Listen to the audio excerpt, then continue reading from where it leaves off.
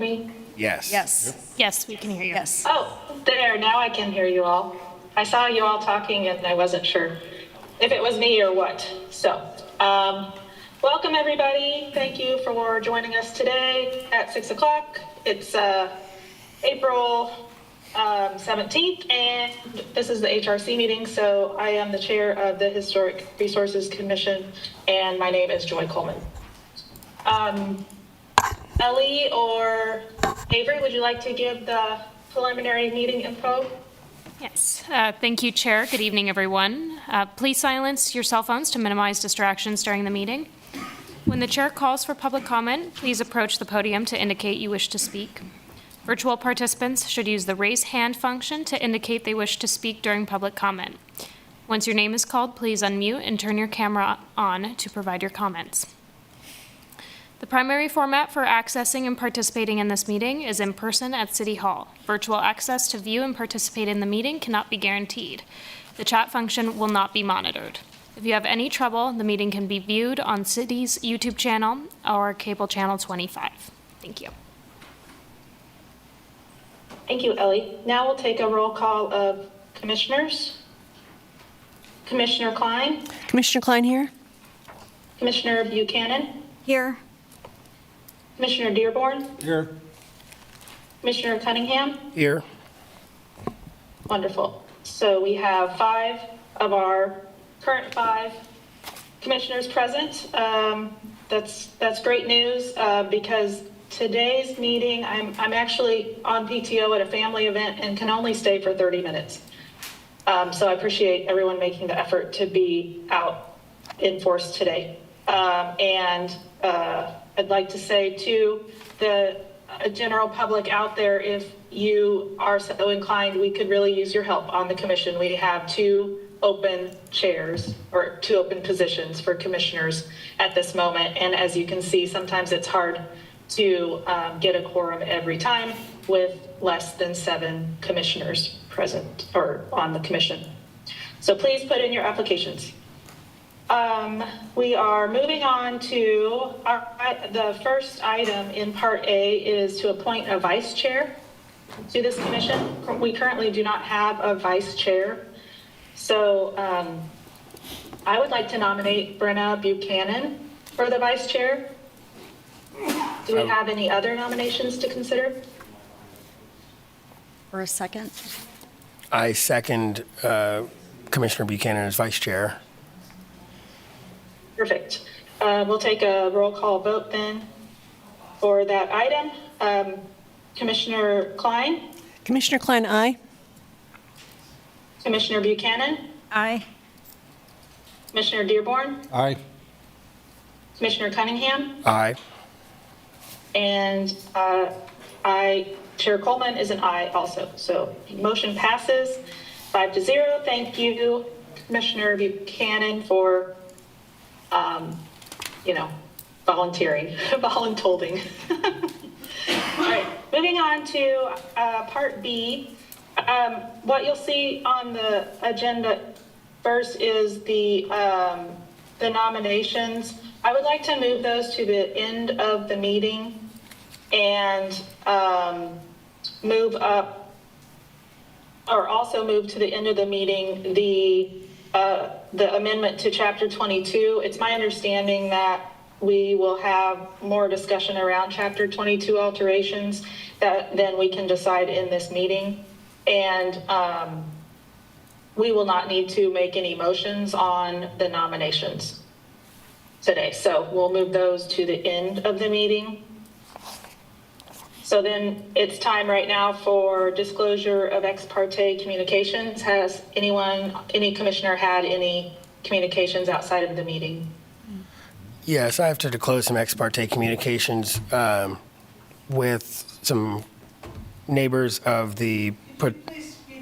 Yeah. I don't think. Are they on it? Can you hear me through it? Or all right, I'll just go ahead and speak up. I just needed to close some ex parte communications with some of the neighbors of the proposed project on 7th and Rhode Island. It was nothing unusual, just folks asking questions and clarifications after the March 20th meeting. And Perfect, thank you. Yeah.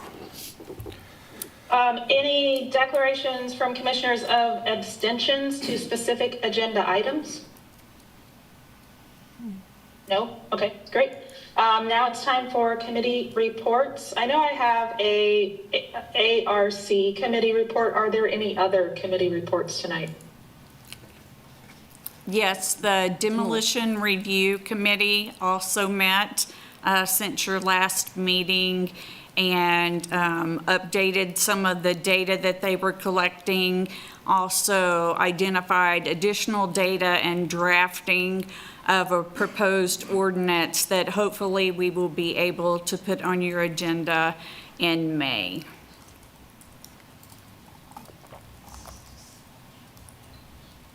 Great, thank you. At the ARC committee report, we met on 2 projects, and both of those are back for consideration today. The first one is the 700 New Hampshire Street project. We met with the owner and the architect of the development, and we talked about all of the items that the HRC requested that the ARC review, which was the fenestration, so the windows, the detailing, the mass, the details on the north and south elevations, and the placement on the lot. So how close is it to Rhode Island Street, basically.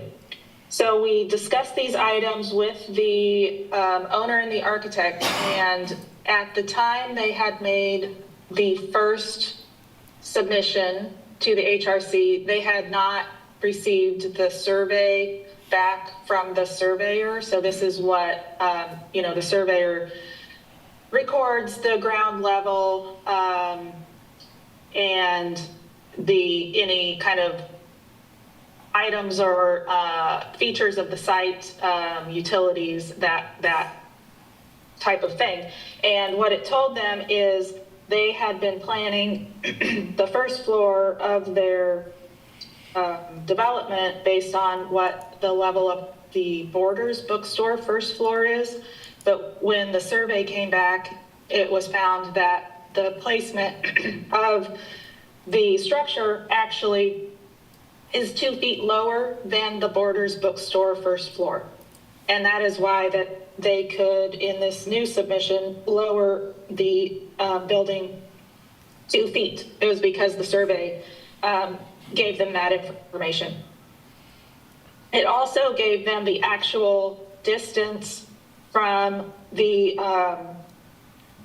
curb or the center of the street to the curb to the sidewalk, how wide the sidewalk is, and all of those measurements back to the Borders bookstore. And my understanding is that they were able to then move the building back 2 feet because of that survey also telling them that they had more space on the street side. So that's where the lowering of 2 feet and the pushing back of 2 feet came from. Then there were other items that we talked about, the mass. So we asked them to break up the mass of the building, and they have done this in the new submittal. You'll see that they have altered each bay, so each townhouse looks like more like its own unit instead of being one solid building across from the corner to the corner, if that makes sense.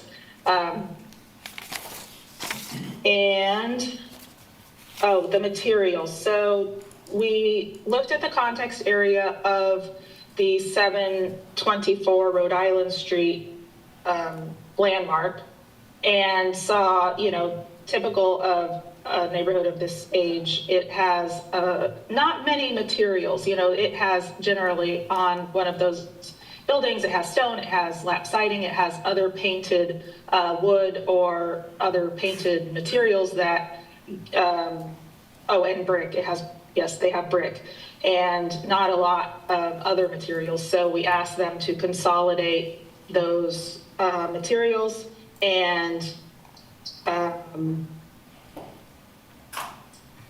the fenestration to be more like what we see in the context area. So at the same time, we are asking for this particular development to adhere to the downtown design guidelines. So it's in the context area of the house, but it's also in the overlay district for the downtown design guidelines. And so this is what makes this particular proposal difficult to judge, because we are judging based on two different, very different sets of standards or guidelines. So when they heard our comments, they answered our questions, and then they have submitted this new packet for comment and for us to consider. And we'll get more to that later. The second property that we reviewed as the ARC, which I should say included Jay Hawley. He was kind enough to come back and look at these properties with us. We asked for the 9th and Delaware development to, well, it's in a National Historic District as part of the Polar Lofts. And so the charge on this one is to relate to the Polar Lofts building and the other structures that are contributing to that nomination or that designation. What we found by reviewing the 8th and Pennsylvania design guideline is that this property is in zone 1, and there is an exception for height for zone 3 that allows it to be 4 stories, but in zone 1 it says it only can be 3 stories. So that is 1 story taller than proposed.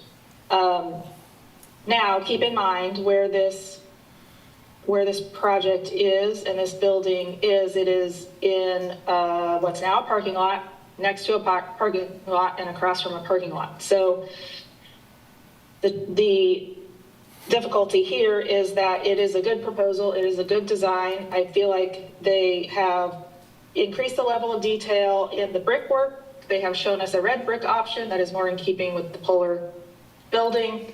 But it is too tall. So that is the consideration now for us as a commission, what to do with that. But that is, I felt like both proposals have done what the ARC has asked to the best of their ability. And that is the report. May I ask a question now or later? You can ask it when the item comes up. Okay. Yes, okay, so now we'll move on to the consent agenda. Part C, item 1. We have a motion to accept the consent agenda items, the design review applications. I move that we approve the consent agenda.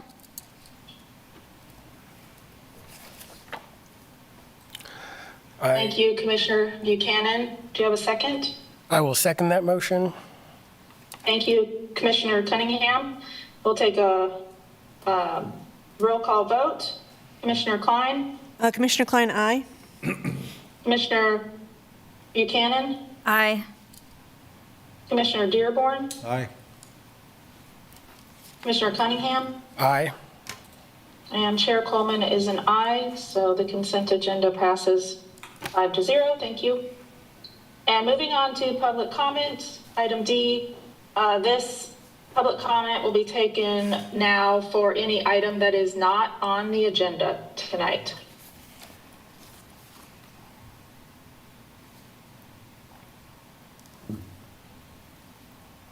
Okay, seeing none, we will move on to the public hearing items. And remember, we're moving the first public hearing item to the end of the meeting. That's the Chapter 22 revisions. So then the first item is HRC 250003.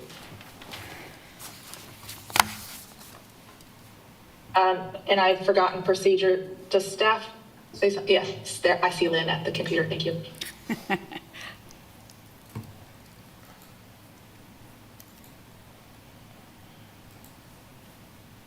Good evening, Commissioners. Lynn Braddock-Zollner, Historic Resources Administrator for the city. This project at 700 New Hampshire Street, which actually faces Rhode Island Street on the furthest east side of the property, was presented to you last month, and you referred it to the Architectural Review Committee, and they did meet, as Joy mentioned earlier, with the applicant and the owner. This is a challenging review, as she mentioned, because it should meet the downtown design guidelines, but it should also meet the standards and guidelines in Chapter 22 because it is in a context area of the McAllister House at 724 Rhode Island Street. And this is showing you 724 Rhode Island is here in the blue, and then this is the subject property, and so it will be not directly across the street from the listed property, but very close. Just a couple of visions to remind you of the site. This is taken from 7th Street, looking back, and this would be where the proposed construction would be. Looking down Rhode Island Street from 7th Street, again, the new construction would be here. This is looking at the east side of Rhode Island Street to give you an idea of the height of the houses, the close proximity to each other. The majority are wood frame, but we do have some brick in the area, and the detailing that you can see on some of the structures. This is the listed property, which you will notice is brick, although it has been painted, but it is a vernacular structure that is important for its time period in the history of Lawrence. This is the application that was submitted to you last month, showing the gray brick and the 3 stories, and this was the rear of that structure, and as I mentioned, you sent it to the Architectural Review Committee, and the applicant worked on the project and has resubmitted for your review. It's a little difficult to see on the slide, but the main front of the building has been pushed back, and we'll see a section of that in a few moments. And then the parking lot has been designed so that there is 2-way traffic here and some parking along this line.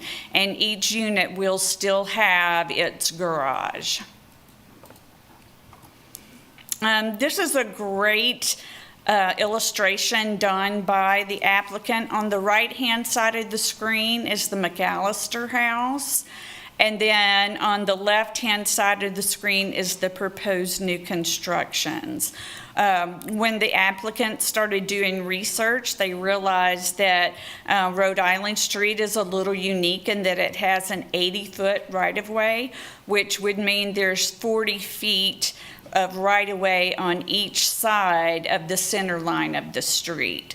So that pushes the setback all the way back to around this position right here. And then, as Joy mentioned, doing some more survey work and trying to give a little bit more setback to the property, they were able to push the structure back an additional 12 feet. So as you can see here, that really made a big difference in the setback from the street. And then the building itself is 53 feet wide, and measuring from grade, which is typically how we measure structures when we're looking at historic review, the building would be approximately 32 feet high. And you can't see it. Let me see if I can move this for just a minute. And the McAllister house is approximately 25 feet in height.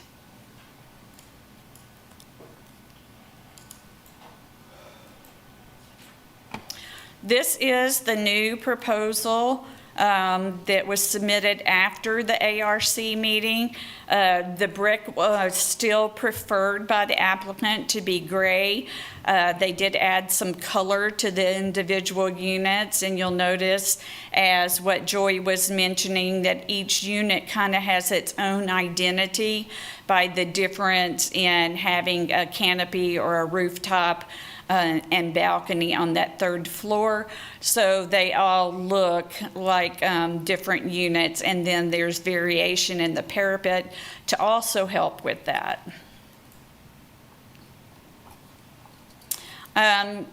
Lynn loves red brick. So everybody has to explore red brick when they're in the historic district or adjacent to it.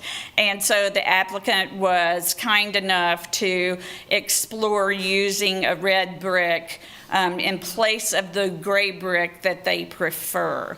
I would not say this was the red brick that staff would prefer or choose. It's not a true historic red brick that has that deep, rich red color. So that is a consideration. And then the applicant also showed us a rendering what it would look like if you incorporated some of the red brick into the individual units, but with the main division still being the gray brick. And this is showing with the red brick option and what the rear of the structure would look like. And we talked about at the last meeting and at the ARC meeting about this building needing to have four-sided architecture because of its location. And so they have added a little bit of fenestration to the building, and then they've also added these nice bay windows on each end to give the north and south ends of the building some character. This was in your packet, and it's a really good illustration of the changes that they made working with the ARC. And if you'll notice that they increased the side yard setback by 5 feet, and then they increased that front yard setback by 7 feet. They did lower each of the units in the middle of the building 2 feet or 3 feet, depending on which type of unit it was. The corner row house is taller as prescribed by the downtown design guidelines. You also notice that not every third floor has a balcony now, which gives some differentiation between the units, but it also helps to break up some of that mass. Some of the concerns left for staff were the material choices and colors, trying to work that out.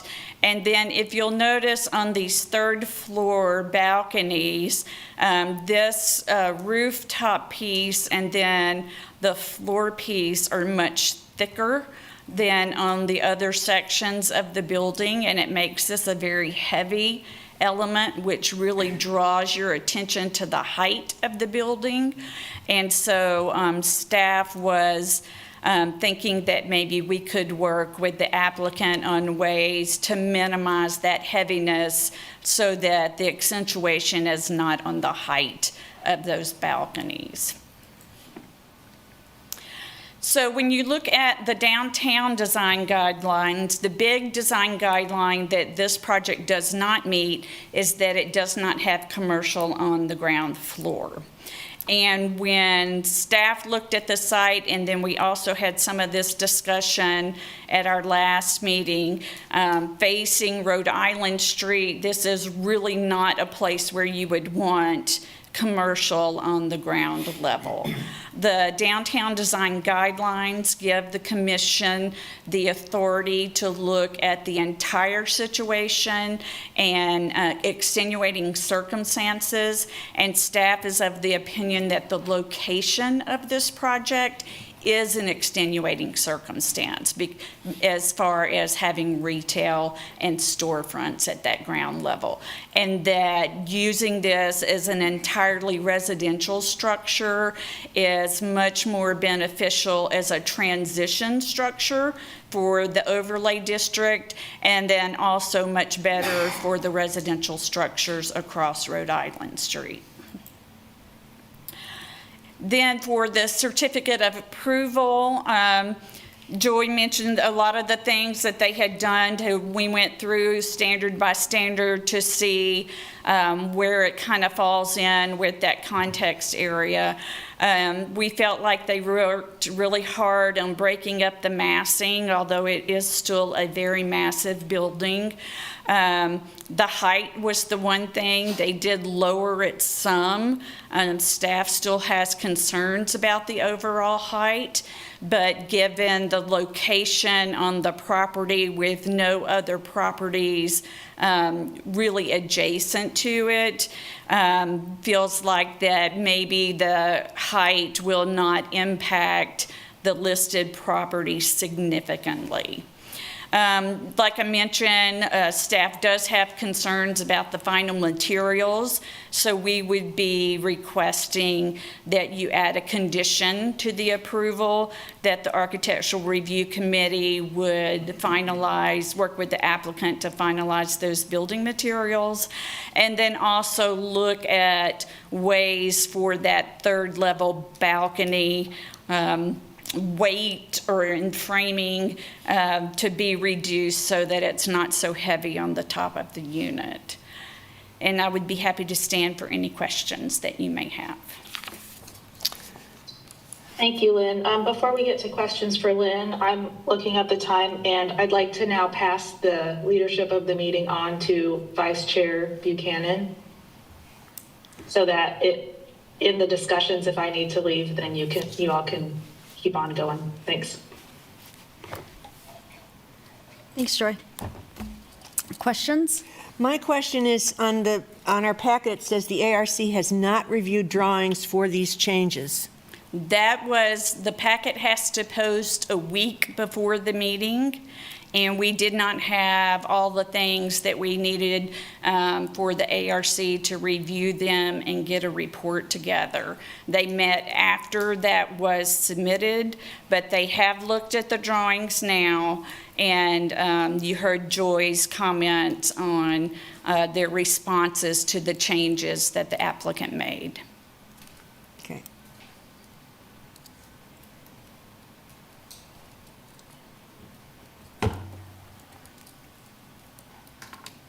I do have one question on the elevation that faces the parking side. And you had mentioned, four-sided architecture.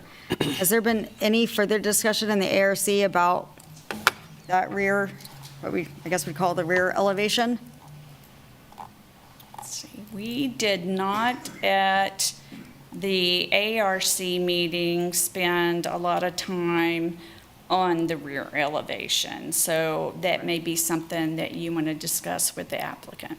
Okay. Is there no further questions for staff? Right. Is applicant would like to speak? Do you have yours up here? Is this you? That's it, yeah. Which one? This one? That one. There we There. go. Awesome. Good evening, Paul Werner with Paul Werner Architects. We'll start on the site first. So what's before you is what we originally submitted in the original elevations. Hey man, I don't like the mouse. All right, so the survey did help, as Joy and Lynn has mentioned, so we have moved this back over 6.5 feet. And the real coup is to realize that Rhode Island is 80 feet of right-of-way. A standard residential street is only 60, so we're already 20 feet further apart than everybody thinks. So that's why the front our property line to the curb, as this shows, is 23.5 feet. So we are, over right around 35 feet from the curb to the front of the building. It did help us lower it as well. We have to regrade the parking lot. So the part Adam doesn't want to hear, so to make this extra space in the back, we are pulling out a sidewalk and removing the curb and the gutter that's as close to border. So there is a transformer that we can't move. But so there's some reasonable cost to making this work. The other thing that this shows is we will now have an extra parking spot behind each unit in the parking lot facing borders. So, people are still worried about parking, but that gives, visitors or a second car another 15 spaces that would actually be parking for these units. Just because it was mentioned, we did look at a mid-block pass-through and just didn't really see any advantage. The guidelines really, that's really more of a Massachusetts thing, and on Mass, it's not even required until you're over 300 feet, being a mid-block. So we looked at it, but it didn't seem to benefit anything. Since we're here, I also talk, not only are we have to meet all these requirements, we also have to meet the land development code requirements. And I know sometimes the HRC doesn't always like to discuss that, but that's pretty significant in this role, being zoned CD. So, one, we didn't zone it. It was zoned that way when borders went through. So you're probably going to hear from some people who would, they'd like single-family homes or duplexes. That's not allowed. And yes, it could be rezoned. I don't know if that would pass. This is downtown commercial property, and we need to put a use that's allowed. This one's allowed. I actually think one of the criticisms I've got from some other people, and maybe going up, city commission level, is they don't think this is big enough. They don't want 15 units. They want 30 or 40 or even more than that. But this is what we want to do. This is the proposal. So in the big scheme of things as well, I want this to sound right. This is not a historic preservation project. This is a 2025 development on a parking lot, which we are across, and as you already mentioned, technically we're not across from the historic structure. We are in the environs, and I'm not sure, it's in the packet. I hadn't looked at it for a while. The whole corner of this parking lot is actually not in the environs. I don't think it matters. I think it's relevant to look at if you choose. So again, it's the best word we like is, I think it's a transition between the commercial properties and the residential single-family homes. We don't think this building is supposed to look like something that was built 100 years ago. You received several emails, letters. I won't dwell on too many of them. I do want to touch base, it seems, because Hobbs Taylor was mentioned a lot. So maybe the doom and gloom goes away 20 years later, that Hobbs Taylor was denied by the HRC and approved by the City Commission. And now we all forget that, because several mentioned on how great this worked out, which, again, so hopefully in 20 years, maybe we're saying the same thing. I was actually surprised to look at that. So was the Art Center, which I had really forgot about. But again, don't want to dwell on the history, but I think it is relevant that here there's several comments about Hobbs Taylor, and at the end of the day, it was denied and was overruled by the City Commission. Since I think it will come up, and it was brought up by one of the supporters of the project that does live in East Lawrence, and Probably would like some information on when somebody writes a letter that says the East Lawrence Neighborhood Association's against this, what does that actually mean? And does that mean we've reached out to, 5%, 10%, how many people, and what that means? But let's get on to the fun stuff. So this is the elevation, as Lynn already showed, where we started. Arguably reads a little bit more horizontal, which is what we're trying to get away from. This is the first one that starts to read more vertical.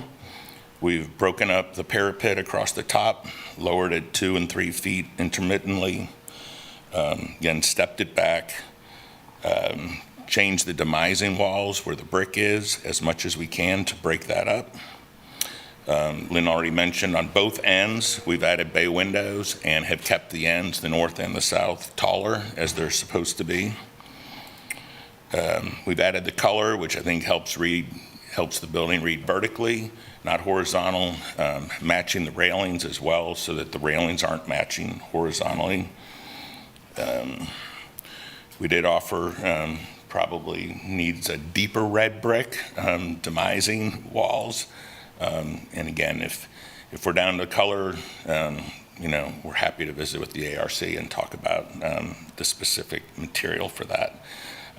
The rendering, as Lynn points out, the third floor balcony depth, I would like to say is probably just rendered a little bit wrong. It should be about the same depth as the second floor, so we can look at that. This is the back. To your question, we really didn't discuss the view from the parking lot. It's probably something more for, we can worry about the materials, but obviously we've been focused on the other 3 sides. Lynn's already shown this. With the 80-foot right-of-way, the additional setback, we have lowered it a few feet. The big difference is actually lowering it. We think we're about 4 feet above Rhode Island, where previously people had mentioned 6 or 7. So I wish we had gotten the survey earlier, but we think we're about 4 feet above Rhode Island, plus the height of the building. It seems to work. So, and then this is the slide that annotates the stuff that's been changed. So I can talk more. I gotta admit, feel like with moving it back, lowering the first floor, breaking up the parapet and things, really feel like we got a pretty good project here, and would like your guys' support. So happy to answer any questions or wait for other comments and come back up. Do you have a question on the third-story balcony roofing system? Is the way that the roof itself seems to be proud of the walls, like the way that comes together, that detail, is that based on the roofing system that you've selected, or is there a way to make that appear more continuous and less like a ribbon?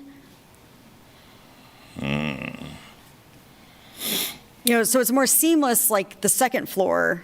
I mean, you got to have a roof, but not have it quite so proud. I think so, if I follow what you're stating. I mean, right now it's like it's an additional piece on top of the 2 side walls. Yeah. Yes, we can clean that up. Okay. Yeah. I think that would help quite a bit. Again, I don't know the lingo because I'm not an architect, but I'm noticing, so like the blue unit on the far north side, so it has, our HRC administrator talked about the extra width of above the blue one that makes the whole building appear taller, just because that's so wide. But I'm also noticing in the apartment unit next to it, there's a slanted roof. So I guess my question is, or a slanted roof over the second story. So my question is, why can't the top third floor stories have slanted roofs? They could. We just we were trying to break them up differently and so the thought was if we put a slanted, a shed roof over that balcony, that we were making them look more alike, as opposed to trying to differentiate between the bigger units and the smaller units. I feel like that's kind of a preference that I could probably quiz, 10 people and 5 would like it and 5 Yeah. wouldn't, Yeah. But I think it came down to, we felt that if we had that same roof on the 3rd floor, then we're kind of making all of these match, which we wanted to try to differentiate them a little bit, just not too much. If that makes sense. Because I'm with our administrator. I do like the red brick instead of the gray. I know gray seems to be a 21st century trend, but solid red brick is classic. Hard to beat sometimes. Yes, yeah. Yeah, so I apologize, I wasn't here last month, but from what I'm hearing, single-family and duplex is just not a non-starter. It's not allowed. Yeah, So something like this is what we're left with, or a parking lot, in effect. yeah, or a parking lot. And I can understand why the people across the street are unhappy. And it's no reference to your building, but I can understand that. And I don't know if there's a solution. I don't think there is. I don't know, Keep everybody happy. They're just- can't make everybody happy, but I mean, I guess I struggle with it. I walk it all the time. I walk it almost every day now. That 80 feet really does help. I mean, it is a wide street. I guess I struggle with when I stare at the back end of Borders. 3 stories, 2 just do not work. It's not 4. As Lynn pointed out last time, and I know it was never approved, or we can talk about a previously approved project, 90 feet's the limit. Nobody's proposing 90 feet. The grocery store did get approved. It was 5. Hobbs Taylor's a pretty big building, 5 stories plus everything else that's going on. Again, why I brought it up is, going back in history and thinking about how bad everybody was against that and how bad everything was going to be. Even one of the other letters mentioned the transition between all the buildings at 9th and New Hampshire, which are 7 stories, 7, 5, and 7. Again, all denied and all overruled. And here, one of the neighbors is mentioning how good of a project those turned out to be that far away from the single-family home. So I guess I struggle with, I'm staring at a 3-story townhome that we're going to sell, which I think is better than rentals, and it's not an apartment building. I like to think the people that are, feel like they're being imposed upon at the end of the day. Pretty good That project. is a needle. Can a homeowner speak right now, or is that not the time? It is Call not for public comment after this discussion. Okay, thank you, I just didn't know how it worked, thank you. I have a question as well. This is something that's been lingering on my mind since this proposal came up at the last month's meeting. It seems to be that the Borders building cannot be touched, but it's not on the historic registry. And I guess I'm still a little confused as to why this has to be constructed on Rhode Island Street and not on New Hampshire. I think we have, the hope is to have future plans for Borders, but we are staring at a parking lot, 100 spaces that I think we all know we've probably overbuilt parking as we look at different projects. And, the goals, more density, get more people downtown. Part of the reason the grocery store didn't work is we don't have enough rooftops. We don't have enough people living downtown, which is back to my earlier comment where I got the criticism from not wanting 15 units. They want 30 or 40. But feel like this project is better suited against the single-family homes. We see homeowners, people buying them, living there, not rentals, but Borders, we plan on doing something with Borders. I don't know, it's not listed. north wall is, what everybody mentions and stuff. But this seems like a good complement to use a huge parking lot that just isn't serving any purpose right now.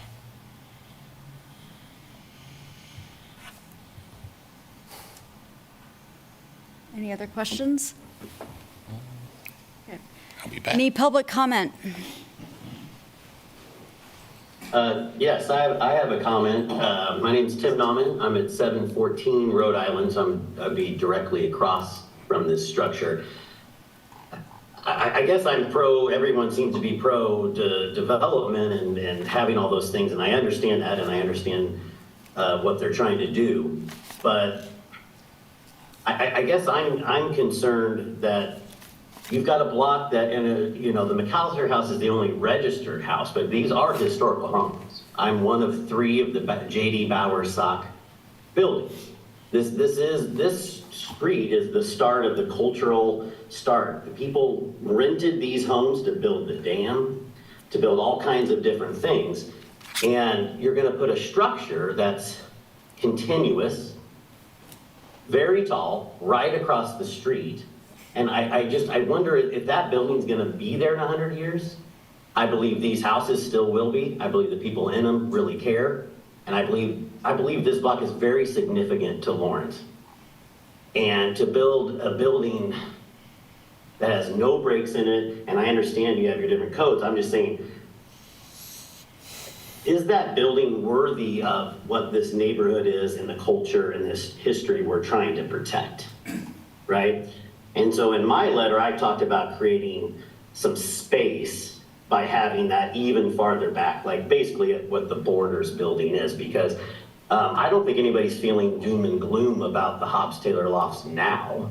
The Hobbs-Taylor Lofts were going to be Rhode Island, on Rhode Island side. The developer did change that, and now they are centered over towards the New Hampshire side. And I believe if this project did the same, it would fit in with that, and it would create that spatial buffer between the historical look and feel and doing what you do. And so I'm not saying I'm against this project, I'm against where it sits. And I'm against how tall this is and how completely I know Mr. Werner says he's walked the block, I've seen him.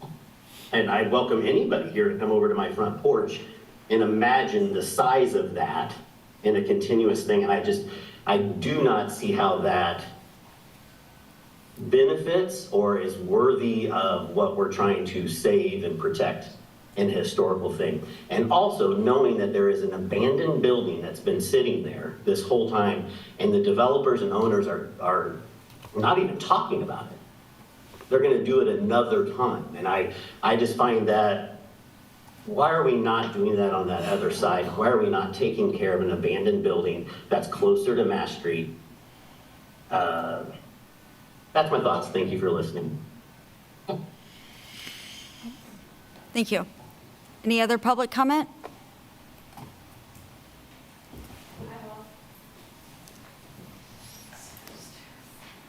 Sorry, I'm terrible at public speaking, so if I need to sit down, I hope you can bear with me. To members of the HRC, thank you for allowing... Sorry, can you state your name first, please? Yep, sure, I was actually just about to. My name is Sarah Norman, and I live at 712 Rhode Island Street. I would like to reiterate my opposition for the townhouse project as it is currently proposed and make counter arguments to the letters of support that were included in the HRC agenda. Since the last HRC meeting and the return of the project from the ARC, we have only been given minimal information regarding the proposed changes to the facade. The changes that I can see are nominal and significantly insufficient. How does the design and architecture capture the aesthetic of the homes across the street and in East Lawrence? It doesn't. The flat roofs of the townhouses do not fit in with the gabled roofs in the area. Adding some brick and paint colors breaks up the monotony of the units to a small degree, but the design is still bulky and domineering. Those of us on Rhode Island Street have asked the architect for a full exterior elevation views with measurements from all sides of the project and have not been given such. This would be helpful so we can build models that compare the scale of the proposed project to the scale of our single-family homes. Please do not forget that there is a grade across the street on Rhode Island, so the land on the west side of the block is already roughly 5 feet taller than where our houses sit. I want to note that there is a lack of transparency regarding what the developer wants to use the Borders building for in the future. The site plan says it's going to be mixed-use retail, office, and residential space. This clearly points to signs that the developer plans to build additional housing units on top of the Borders building. However, he was not forthcoming with us when we met with him. I found the letters in support of the project to be curious in nature. One letter was written by a commercial real estate agent. Is her stake in the matter related to profit interests with the Borders building? The other 2 letters are written by Lawrence residents that do not have a looming, unsightly structure staring at them smack in the face. In one of the letters, the author indicates that the plan includes sufficient on-site parking for the proposed units. And I know you talked about parking. If every unit has 2 vehicles attached to it for a total of 30 vehicles, how are we to assume that the vehicles are going to be parked in their spots and not on the street? I am going to directly negate the letters and say that the proposed project does not respect the character of the neighborhood, nor does it fit comfortably into the fabric of the neighborhood. In addition, how is a $600,000 townhouse considered mid-price? This market value is well outside the reach of a huge percentage of Lawrence homeowners and is not commensurate with the value of homes across the street. In addition, if individuals can afford these mid-price units, how many are going to buy 2 side-by-side units and then turn them into one big unit, which is worth over $1 million, that are further financially out of line with the existing homes? I strongly urge members of the HRC to recognize that this project would set a detrimental precedence in Lawrence due to the proximity of a multi-unit housing complex to single-family homes. Everywhere else near downtown Lawrence, where there are multi-unit housing complexes, apartments, or condos, there is significant space between the structures. For instance, there is a parking lot between Hobbs Taylor Lofts and the houses on Rhode Island. There is a low building between the condos at 800 New Hampshire and the houses on Rhode Island. Please understand, I am not opposed to the development of housing. However, the addition of housing needs to be done with respect to the history, architecture, and design of the homes already in the neighborhood. I urge you to value the investment of the current long-term residents on Rhode Island Street versus speculative investments. I would encourage you to consider other options, such as moving the project to where Borders is, moving it somewhere elsewhere altogether, or lowering it 2-story units with breaks in between.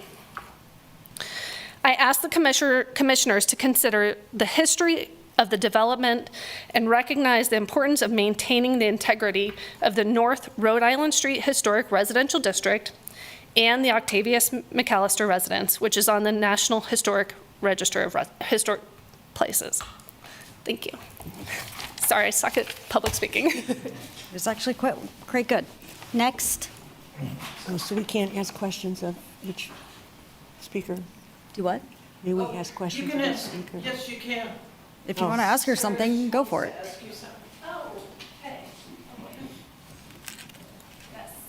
So you sort of addressed it, but I wanted to just clarify. So what do you think about the color choices? In addition to, differentiating, I know it's still too tall, but in terms of colors, I was wondering of your opinion of those particular colors in comparison to the colors of the homes that are currently painted across the street on Rhode Island. Well, I like colors, and I like the colors in general, but as I said in my letter too, you can put lipstick on a pig, but it's still a pig. And so, it doesn't change the whole project overall. I mean, yes, it's better than the gray, black structure that we first saw, but hardly. I mean, it's just putting a Band-Aid on a bullet hole, I think. Okay, thank you. Yeah. Next.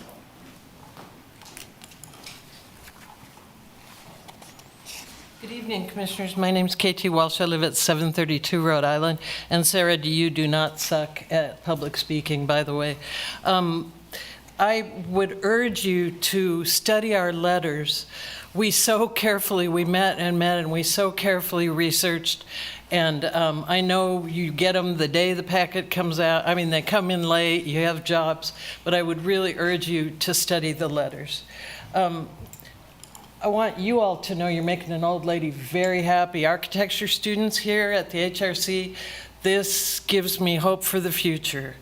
And Mr. Hernley, preservation architect, we even suggested that they talk to you because you do preservation so well. I don't think they're going to. You said you liked it.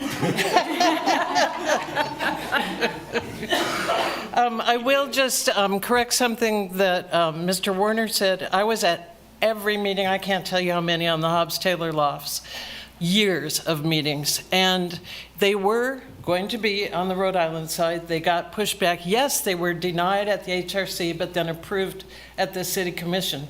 But the builder listened to the neighborhood and the aesthetics and moved them to New Hampshire. It can be done. The most important thing I want to say, and that we said in all our letters, I think it's critical that you all send it back to the ARC. Needs more work, needs more discussion, needs more thought. I really hope you are courageous and send it back to the HRC. Thank you. Is there any other public comment?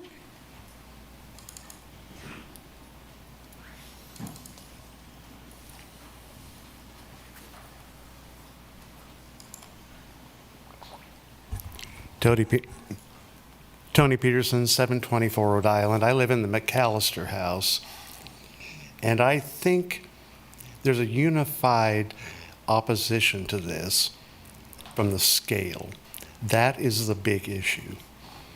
What came back doesn't really change or address the issues that were presented by the residents earlier. This is just kind of putting, well, Sarah called it putting lipstick on a pig. I think this is like putting lipstick on a pig and calling it bacon. The height needs to come down. I've lived on my street for 32 years, and I have never seen such a unified force of opposition to any project as much as this one, as it currently is designed. It's not going to work for any of us. It has to be changed dramatically. Sorry, I have a cold.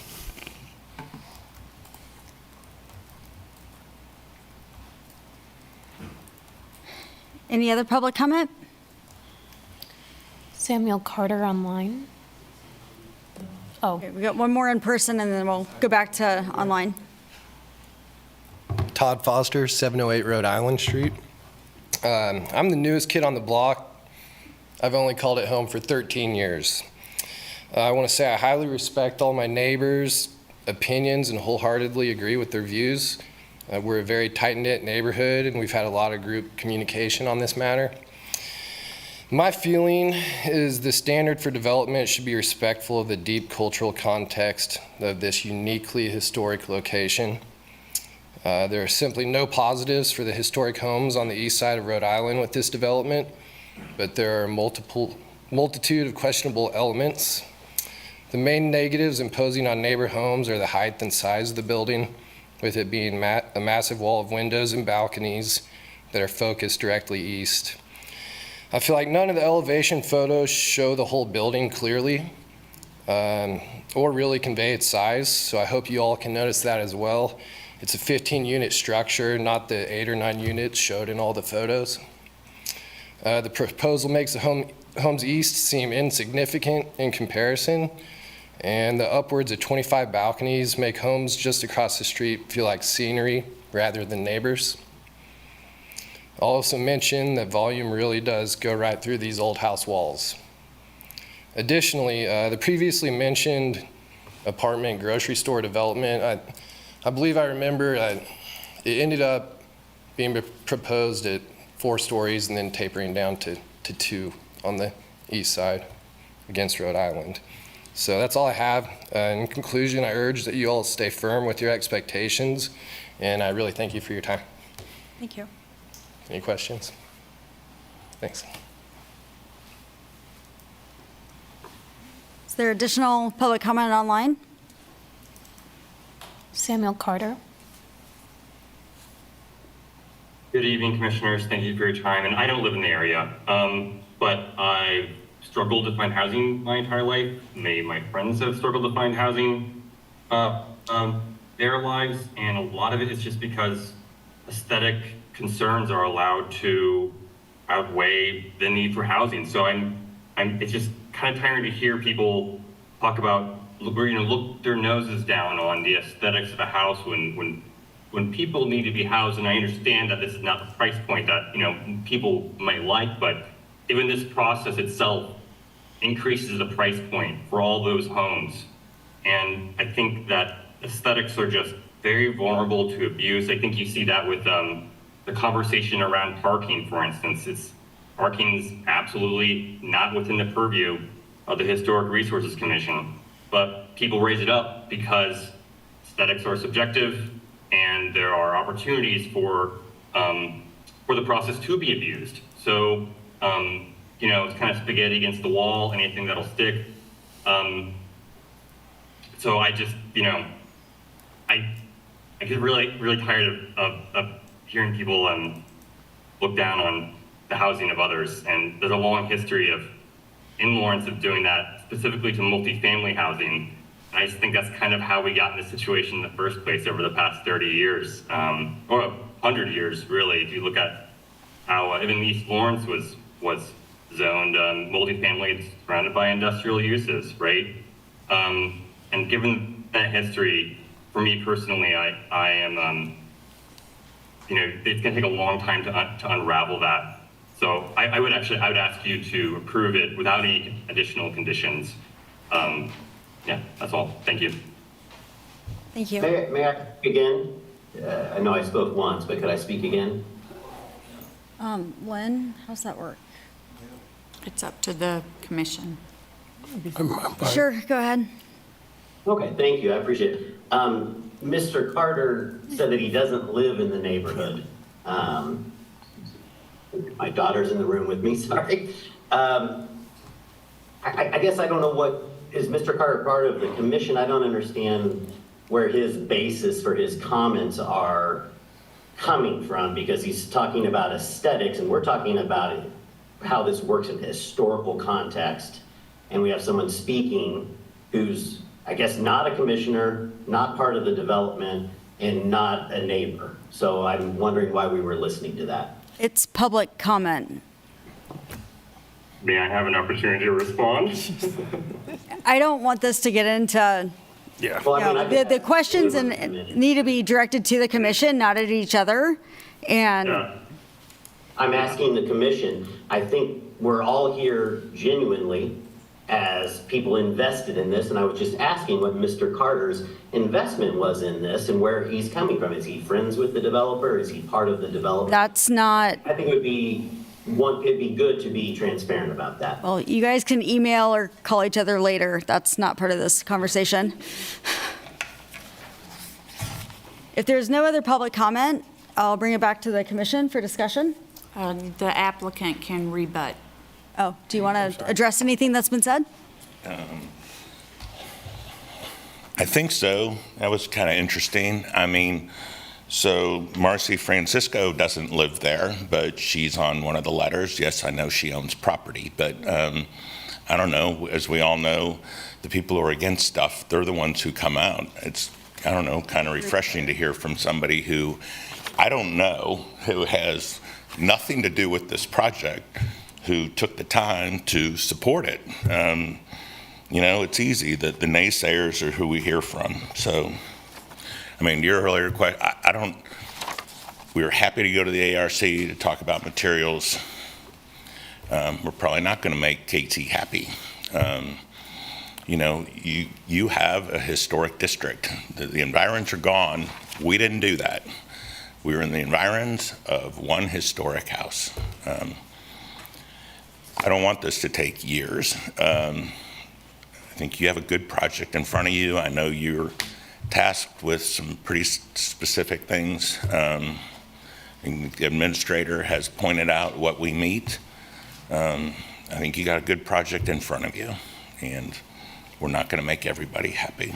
I wish I could. So I have a question. Yep. So one thing that's keep being brought up is the Borders building and the possibility of moving into that location. Is there a reality to that thought, or is it something that's completely off the table? I mean, so obviously the man bought the property. We want to do something with Borders. It has been vacant for 13 years. If somebody had a great idea, I wish they'd bring it forward. Unless I'm missing something, I don't think we have any desire to try to add on to that building. The good part about it, it is tall enough to get 2 stories inside of it. We thought we had an office and we would do a second floor, more units or something, but to think that a project, and it's not always about money, profit isn't a 4-letter word, but that we could tear down Borders to build this, I mean, that doesn't make any sense at all. But yes, our goal is to do something with Borders.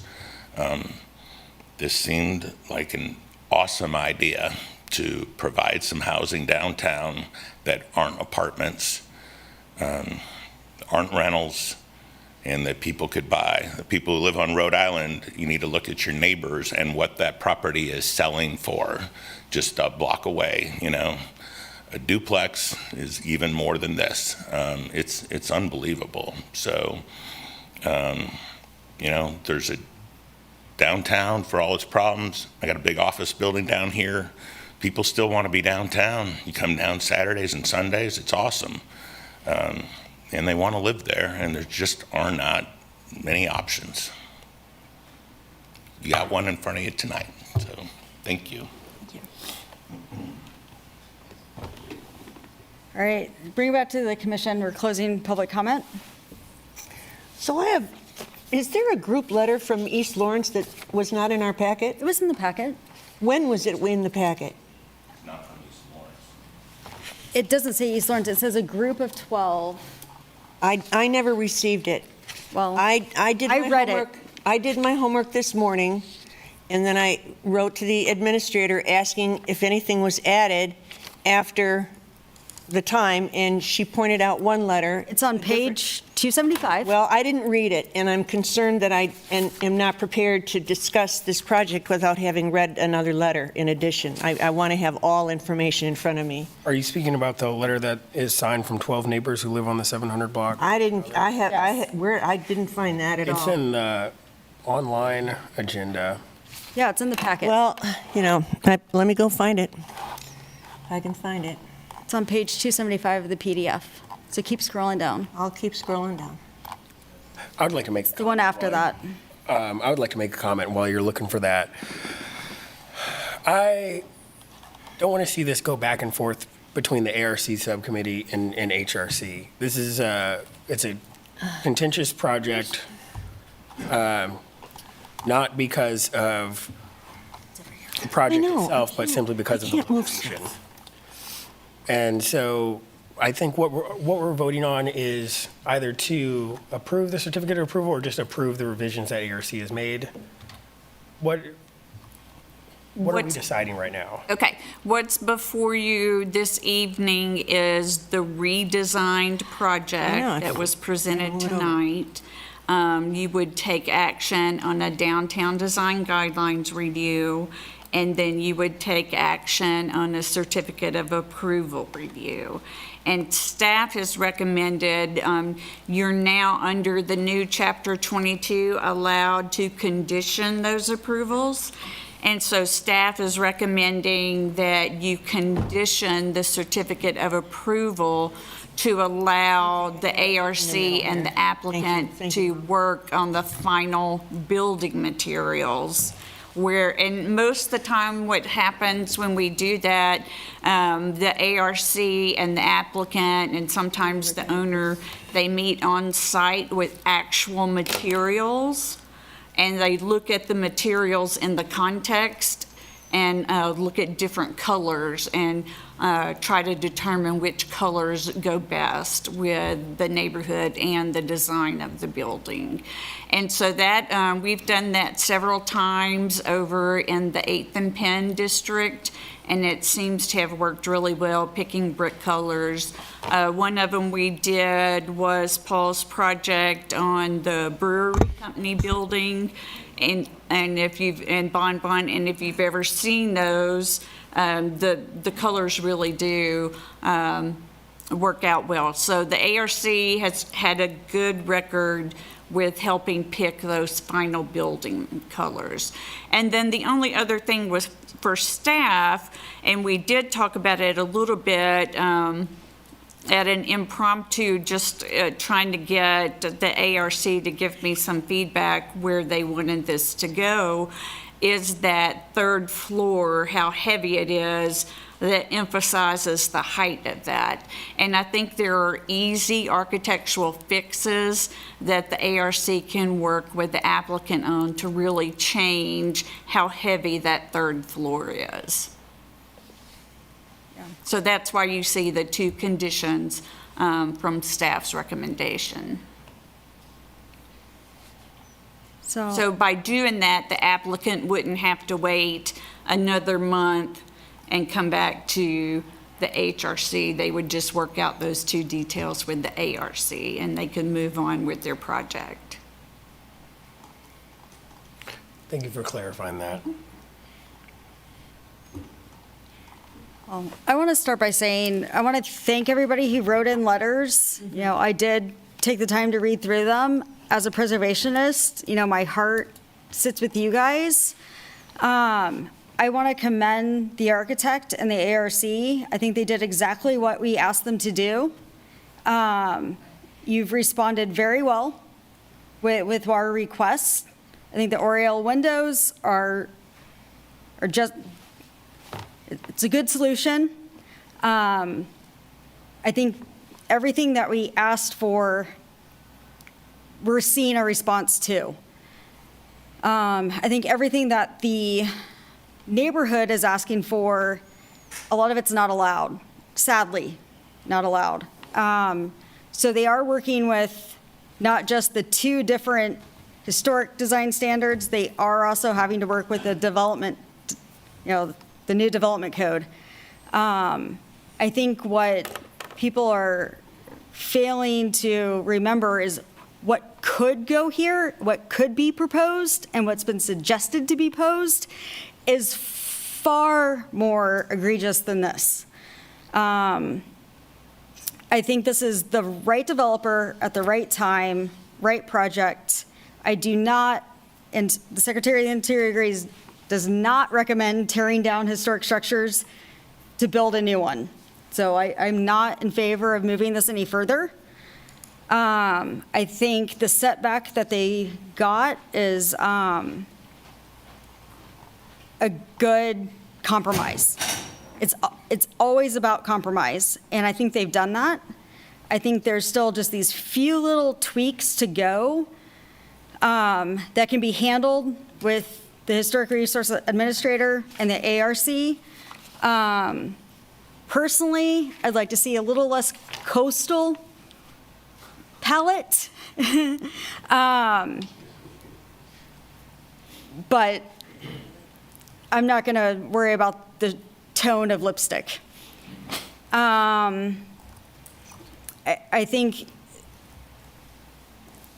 you know, as I know with these conditions, they will be satisfactory. Over the years, I've seen that process play out. You know, I've had the privilege of actually being on site with some of those in the years past. And I think the materials are going to get worked out. I think that third floor balconies, those details are going to get worked out without having to extend this process. I think something else that people forget is the process that Hobbs went through. And it's very easy for a developer to say, I'm no longer going to work with you guys, go to city commission, and they get everything they want. So I think it's better for us to work with them on these compromises and get something that's a compromise rather than kind of having the developer with their wish list and not having to listen to anybody. So I'm in favor of approving it with conditions. Is there other thoughts? Yeah, I would like to. I like the building. I like what you guys have done. It seems that you threaded the needle. And as a standalone project, I think it's pretty fantastic. I absolutely don't think it should go there. I just don't. But that's simply my opinion. There's nothing to back that up. I read the letters, and the people on Rhode Island, I agree with you. If I was sitting there, I would be having the exact same feeling. But the truth is, something's going to go there. And I think you're right. Something's going to be there. And you got to kind of, I hate to say it this way because I like the building, but you got to pick a lesser evil at some point. I don't really see any option to approval for the people on Rhode Island. I mean, I guess some options would be try to do something with the development code, try to do something with zoning, try to buy the piece of land from the person that currently owns it and make a park out of it. Those are things that could be done, but that's way away from what we're doing here. I do think you're right about the details and stuff, and I think it's worth working that direction and try to get this as much of a compromise as possible. But I feel bad for the folks on Rhode Island. I completely agree with you. But you could also have a 60-unit, low-income apartment building go there. Yeah. And that's not going to work either. But if it fits the rules, it fits the rules. So I'm going to approve it. I'd like to share my comments on this. I've only been on the Historic Resources Commission since September. I am not familiar with the process that the Hobbs-Taylor building went through. I am not familiar of any other proposed projects for this site. I'm only familiar with this project that has been proposed at the last meeting and again at this meeting. And I see with how many people have turned out for public comment here in person and through Zoom, and through the letters of support and objection that are attached to this project, that I would not support this project. And I don't think that, playing the game of what if and that this is the lesser of two evils because something worse could go there, I don't think that that's an appropriate thing to consider. If somebody wanted to propose a project for a 90-foot building with low-income housing there, I think I would object that as well. So I am not really thinking about the what if it could be worse or what else could be there. I'm just thinking about this project as it's been presented and as we've talked about it and as the public comment has spoken on, that I would not approve it. And I don't think it would be worthwhile to send it back to ARC because I think we'd be having this conversation again and again and again. Okay, I pride myself on doing my homework. I studied everything this morning, and then I had things to do the rest of the day, and I came back home late and read one more letter on a different topic, and then I'm just now reading the neighbor's letter, which is excellent. And I want to thank everyone for making that time, and I want to thank Mr. Werner and is it Mr. Williams for meeting with the neighbors and having conversations. It's also critical to do all of that. I'm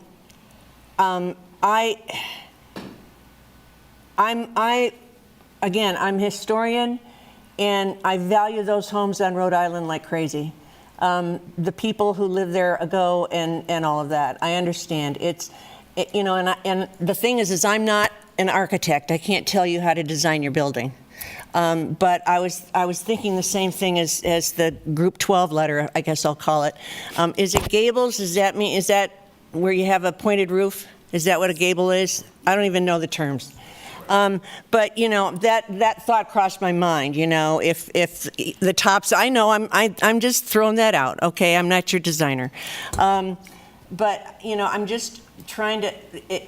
The bottom line is it's too tall, but I also understand why it's too tall because you need to make money on townhouses, expensive townhouses for people to have space to live in.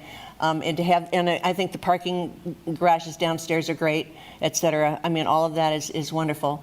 I too have the same question about how many cars are going to be, is it only 2 cars per unit, or will there be a third or fourth car, or whatever, that would end up parking on the street and adding, parking to the street? We don't know. We can't answer those questions because we don't know what that future would bring. But it just, our imaginations run wild, and we just keep thinking of all the possibilities, trying to understand, everything that could happen. I understand and respect that you're calling this a transition project, because it is. There's this line in the middle of Rhode Island Street, and on one side it's called downtown, and the other side it's called North Rhode Island District. I mean, it's between a rock and a hard place, is my metaphor, I guess. So I'm. And I agree with Commissioner Cunningham about not sending it back to the ARC, because we could just be bouncing balls back and forth, back and forth, back and forth. And I know that everyone is really anxious to have a decision made, and I think we ought to make the decision tonight. Even though, again, I just want to reiterate my disappointment at not having all of the evidence in front of me while we were talking about the, before we were talking about the meeting. And that's why I was asking the questions about had the ARC provided their drawings, because the paper didn't say so. So Joy gave her report. yeah, I know. And so we got the report. It's the sequencing of the process is what I'm concerned about, okay? It wasn't the typical way of sequencing that it disturbs me. You know what I mean? That we got the report verbally at the beginning, and then we went back to the presentation, then we went back to, you know what I mean? Anyway, and then I read the group letter. So, I would just like the sequencing to be, would have liked the sequencing to be good, but I agree with much of what's been said here. So I think for my bottom line is I need to, for me personally, and representing history, I think I need to stand on the side of history, and stand on the side of the Rhode Island side of the street. And again, I'm concerned about the height, the total height of the building. I don't know if the aesthetics of, as you were talking about, Lynn, if changing the look of the top would help give the look, the effect of having it appear shorter, even though height is height, That's, again, it's an aesthetic question that I can't really answer, because aesthetics is incredibly subjective.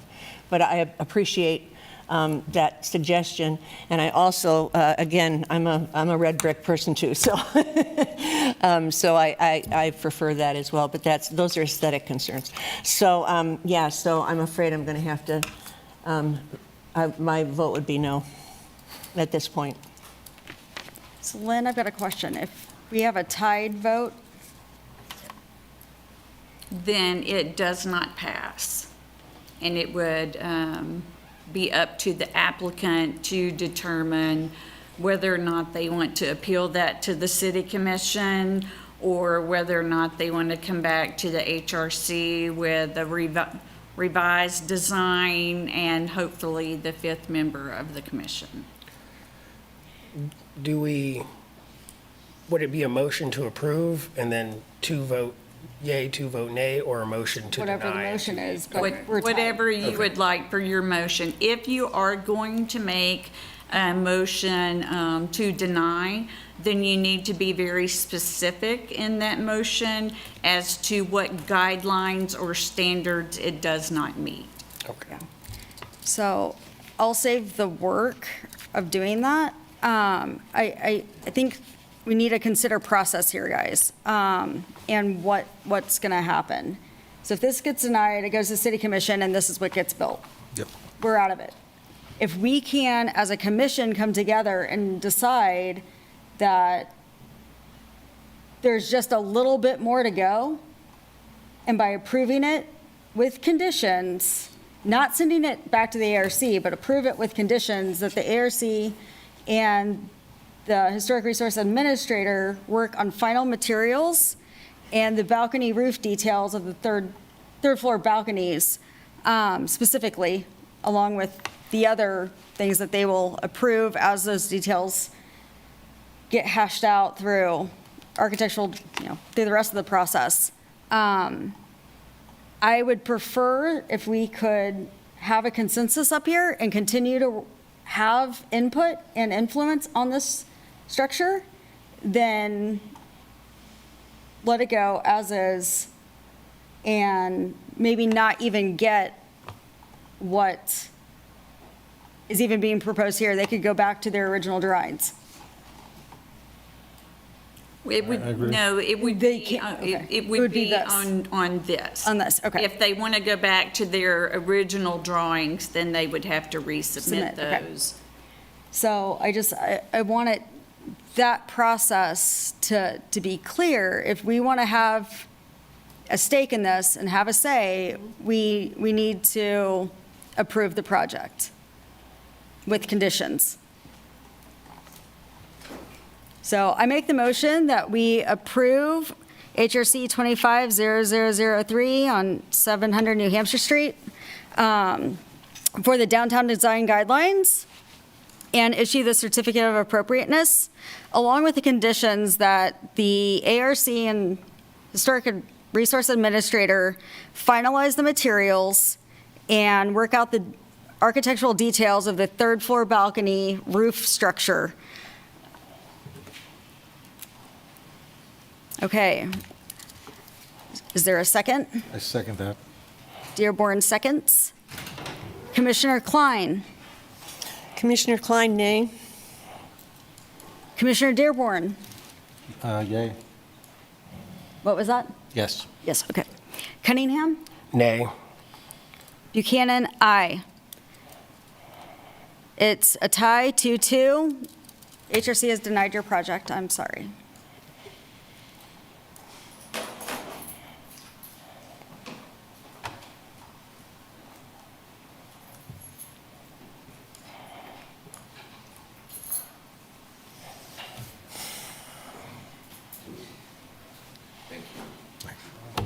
I'll get you a letter. That's really unfortunate. That's how it goes. All right, item number 3. HRC 250004, 719 East 9th Street.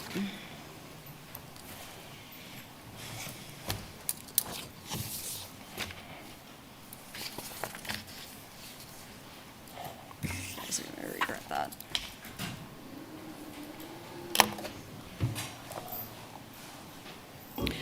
So this is also for new construction on a vacant parking lot that's located at 716 East 9th Street. It is a state law review because the parking lot is located in a National Register Historic District. And it is also a review using the design guidelines 8th and Penn Neighborhood Redevelopment Zone. And for that design guidelines review, the subject property is in Zone 1, which is the historic district. This is showing the property location here. This hatched kind of green area you see is the historic district, and this right now is a parking lot. This is also a parking lot, and then this is the Polar Building. This is the project site as it sits today. And looking down Delaware Street and the wishing bench, which the developer has said that they will keep this as part of the project. This is showing the site plan with the whole district so that you can kind of get an idea of the mass and scale of the building compared to the other listed properties on Pennsylvania Street, and then in comparison with the Polar Building. This project was also brought to you last month and referred to the Architectural Review Committee. Some of the things that, as Joy mentioned earlier, that were discussed were ways to break up the mass, the materials, ways to add some architectural detailing to the structure so that it wasn't so plain. We did talk about height, and we did talk a little bit about the overall mass of the structure. This is the new rendering proposed by the applicant. If you can see, in response to trying to break up that overall mass of the building, they have divided it into sections, and these sections are actually, even though they have a balcony, this plane is recessed behind this plane. This is showing, you can see that detail a little bit more, how far that's set back. And they standardized the railings. If you remember, most of this facade was metal in the last design, and they have gone to brick for the majority of the material. Although it is not the red brick that staff recommended, and it is a brick color that is not found currently in the district.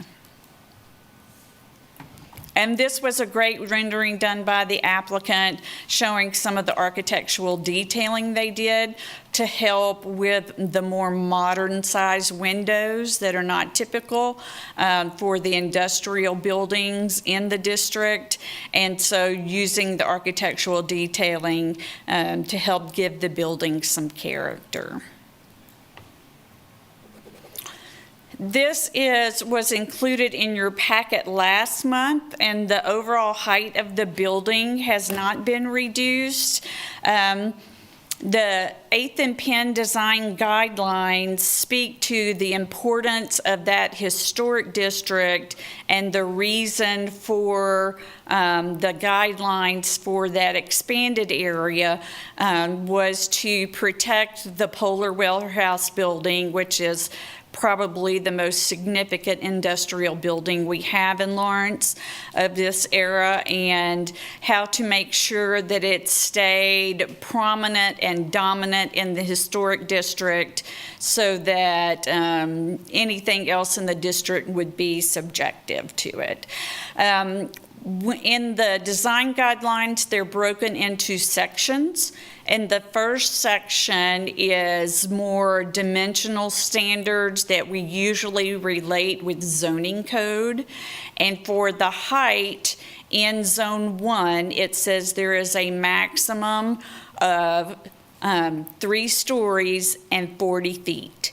And this application is actually for a 4-story building, and I believe it's 51 feet. So it does not meet that standard. That is a shall standard, and it's in the dimensional standards. That is not a standard that the Historic Resources Commission can adjust. And so based on that standard, this project could not be approved because it does not meet that height requirement. This is that standard that shows up in the guidelines talking about the importance of the Polar building, and that other structures shall have a maximum of 3 stories and 40 feet above grade, which this project does not do. Staff has been working with the applicant. This is a really important project because they are pursuing LIHTC credits to do affordable housing in this structure. They have also received money from the city to do affordable housing in this structure. So there are some extenuating circumstances, and we did look at what alternatives there may be for the applicant to get the number of required units they need to make this affordable housing project. It is a mixed project, so there will be some market rate and there will be some affordable housing. But to meet his pro forma, he has to have a certain number of the affordable units. And the ARC met with them. We talked about other designs like the one that was previously approved for the site that had two buildings, one facing 9th Street and one facing Delaware Street. We talked about elongating, even though we're all concerned about the mass, but elongating the structure so you could put more units on levels 1, 2, and 3 and not have to have the 4th story.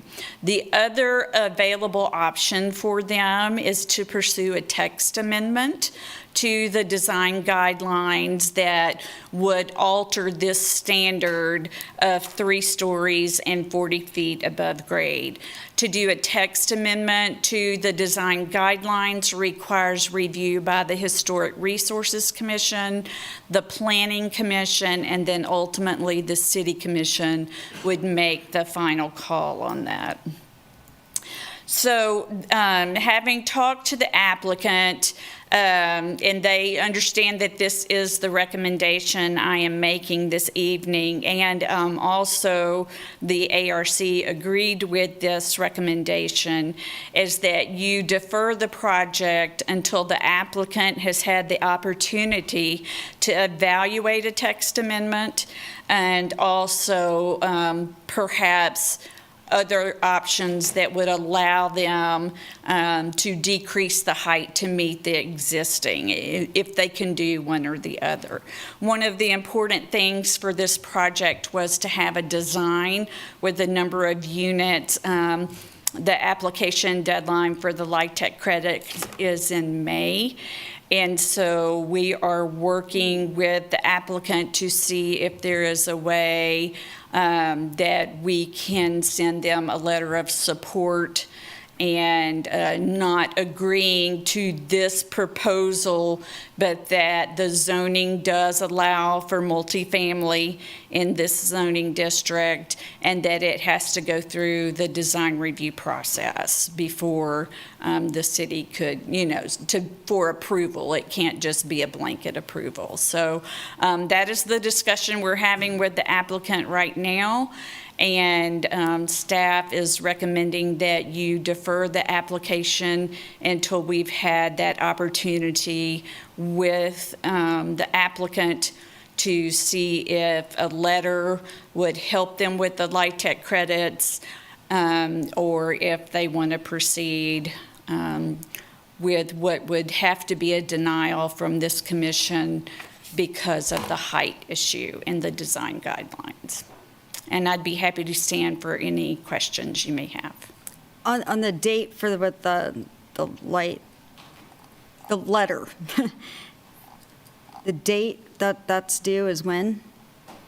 I'm not sure when they would need the letter to submit their application, but it's something that we would likely work on next week. Because it's before the May HRC, correct? Yes. Okay.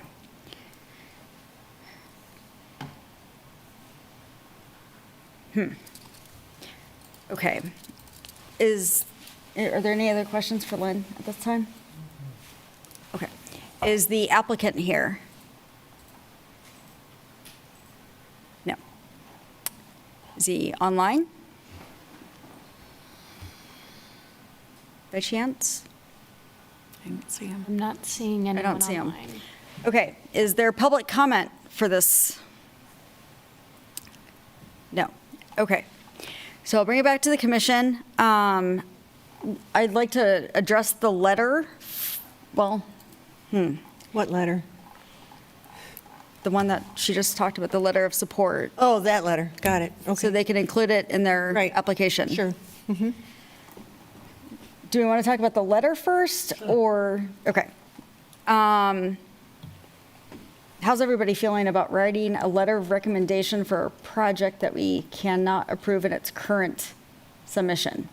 And it would actually not be a letter from the Historic Resources Commission. Oh. If the city decides to write one, it would either be from the planning director or the city manager. So we don't And really. it will go through our legal office to make sure that there is no implication of prejudging the application. So it'd be directing staff to communicate with the city and planning department that we are recommending that the city writes the letter? Like, we're in support of recommending the project for their credits. Yes? You can do that if you choose to, but it is not necessary. Okay, so- The vote that staff would encourage you to take this evening would be to defer the project. Okay. Right, that's what I heard. I just want to make sure, like, that we didn't need to do anything with the letter. Okay. Because it's not on the written agenda, but the action, recommended action is to defer. So I would move that we defer this project. Yes. Are we going to? Sounds like there's not much of a discussion needed. All right. I will, is there a motion? Or you moved? I moved to defer.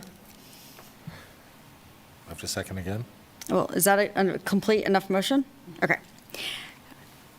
Dearborn, you second? Yep. Okay. Commissioner Klein? Aye. Commissioner Dearborn? Aye. Commissioner Cunningham? Aye. Commissioner Buchanan? Aye. We will defer the project 4-0.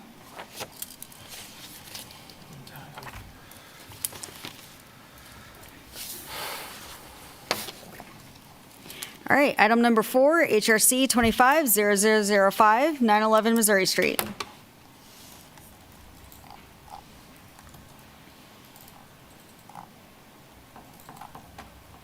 Oops, sorry, wrong one. I don't want to share that.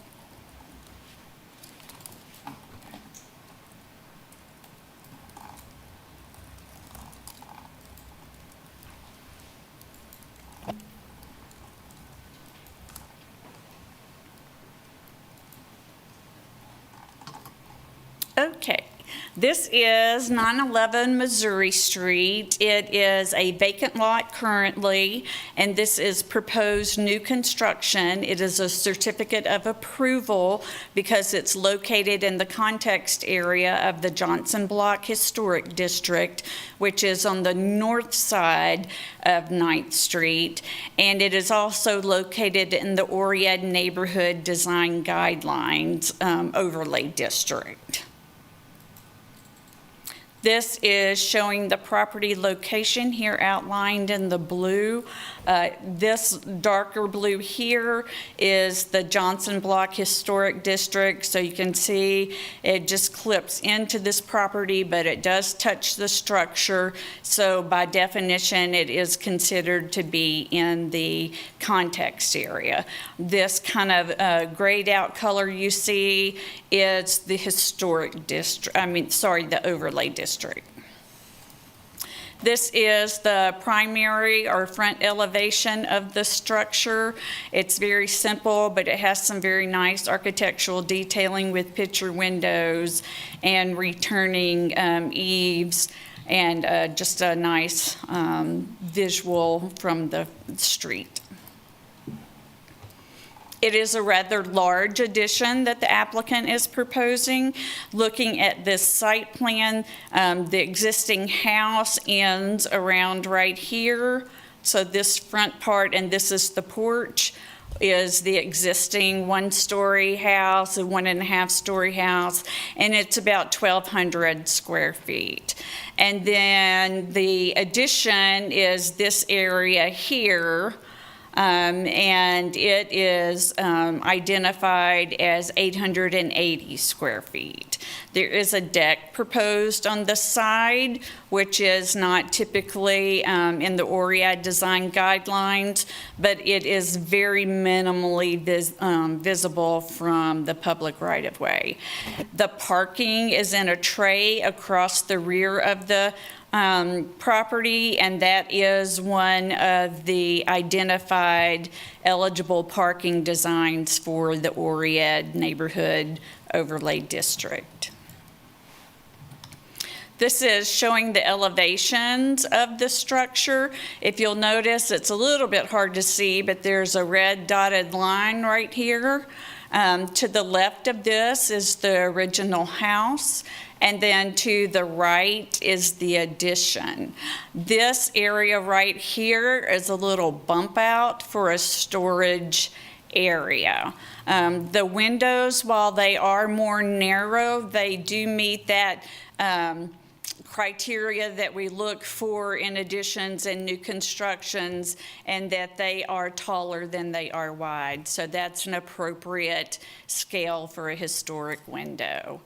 You can also see that there is a slight decline in the height of the accessory structure, or sorry, the addition, but you will be able to see it because of the way the roof line extends.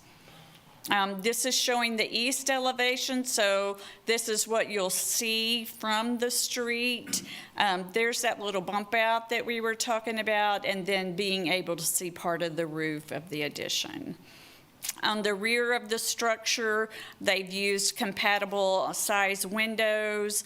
The materials for the addition are compatible with the ORIAD design guidelines as well as the context area. And this is showing that south elevation. Again, here's the red line with the original structure to your right and the new addition to your left. The applicant also submitted a rendering of the proposed structure. A couple of things to note. And some of these may be rendering issues. That's often the case when we're working with some of these. But the woodwork on the porch would need to be painted to meet the ORIAD design guidelines. And the foundation walls would need to be clad with stone or brick to meet the ORIAD design guidelines. So for the ORIAD design guidelines, staff finds that the proposed project meets the development and design standards and the ORIAD neighborhood design guidelines for the ORIAD neighborhood design overlay district. And in addition to this would be painting that wood, if it was not already intended to be painted, and cladding the foundation.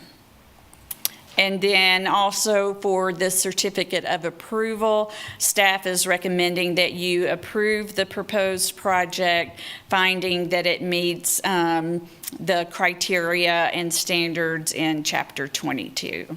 And I'd be happy to stand for any questions you might have. I do have a question on the windows on the south elevation, although they are taller than they are wide. Is there a cutoff point for scale on that? Because they seem like excessively tall compared to wide. I think that was just the design choice likely based on the room arrangement on the inside, but that's something you could certainly ask the applicant. Okay. We do have windows of this proportion in the context area as well as in the ORIAD neighborhood. Okay. I have a question. In the application, it's indicated that the design guidelines don't allow, well, they require that a deck be on the rear of the building. But in the presentation that you just shared, it's on the side of the building, but it meets the guidelines because it's not visible from the street? Well, it's when staff looked at it, it's on the side and it's set back so far that I was under the impression that it really didn't impact the overall visual character of the house from the street. And so with the ORIAD design guidelines, they don't have to meet every specific guideline if they meet the intent. And I think that intent is not to have modern decks visible, obviously from the public right-of-way. And so that's why staff was okay with this one. Okay.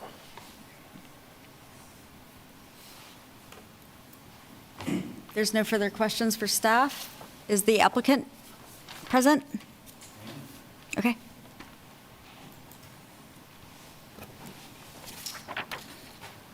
Good evening, Commissioners. Will Johnson with Hernley Associates, applicant on behalf of the property owners of record, Colleen and Ricky Johnson.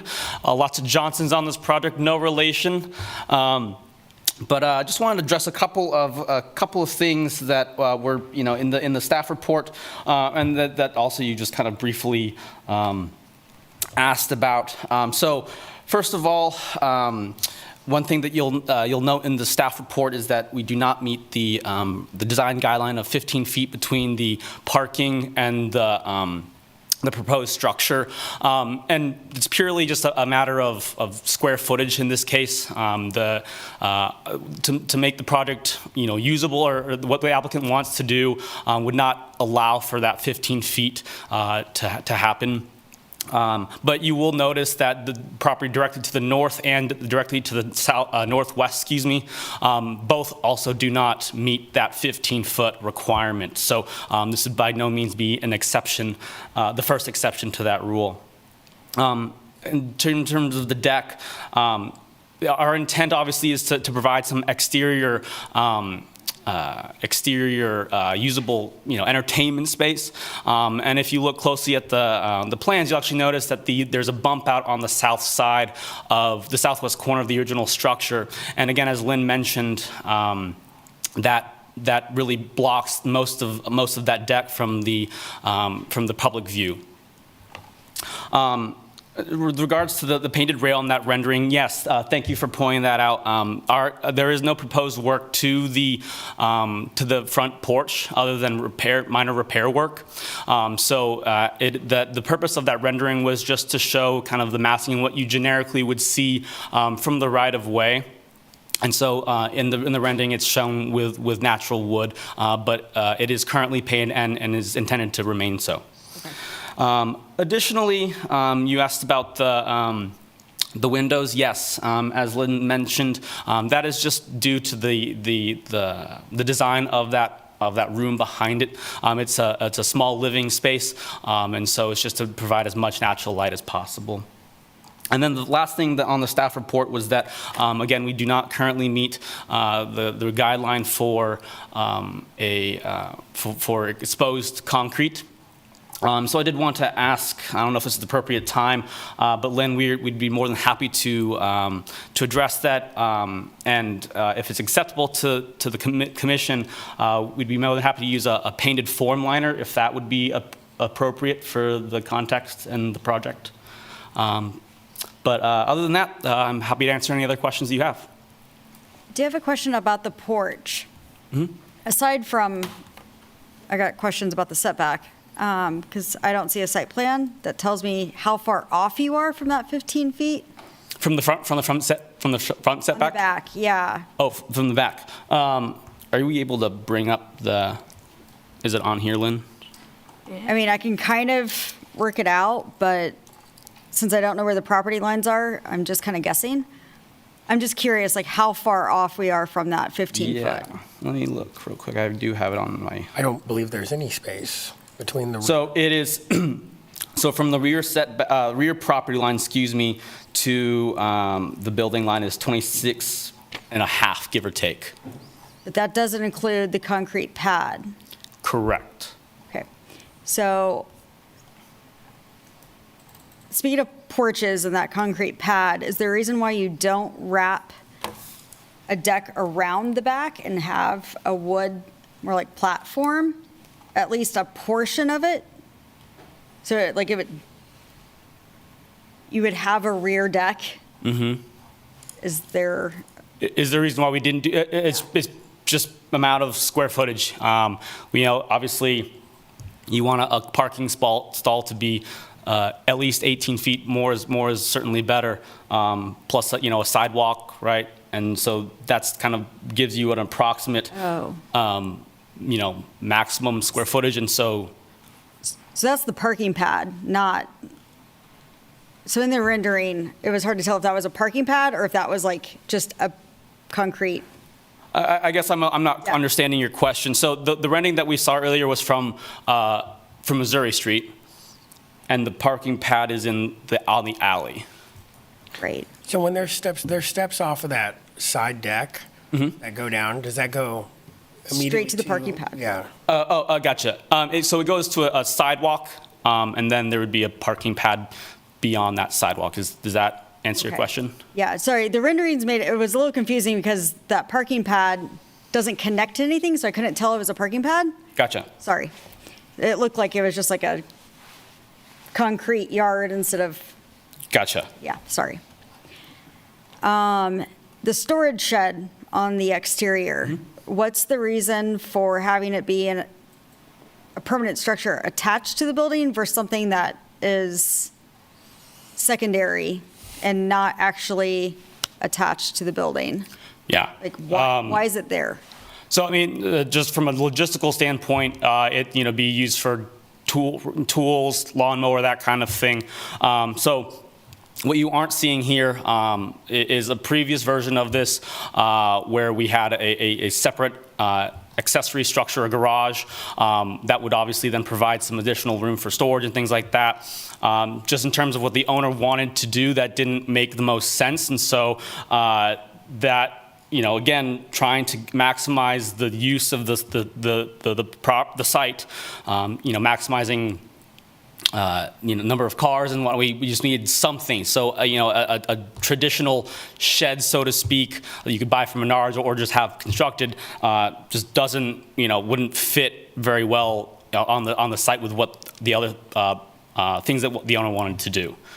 I guess I'm seeing a hard time if you just have like a tough shed pushed up against the house versus actually constructing something attached to the house. I guess I would argue, if that's your concern, my argument against that would be actually that doesn't look as nice as a secondary portion of the structure, secondary mass that's actually designed with the primary materials and whatnot incorporated into it. It's very atypical to have an accessory structure like that, for that use be attached to the house. That's where I'm coming from, design guideline Sure. perspective. Sure. So to me, it seems odd. And you said you are willing to address cladding the foundation walls? Sure, absolutely. Absolutely. Anybody else have questions for the applicant this time? No?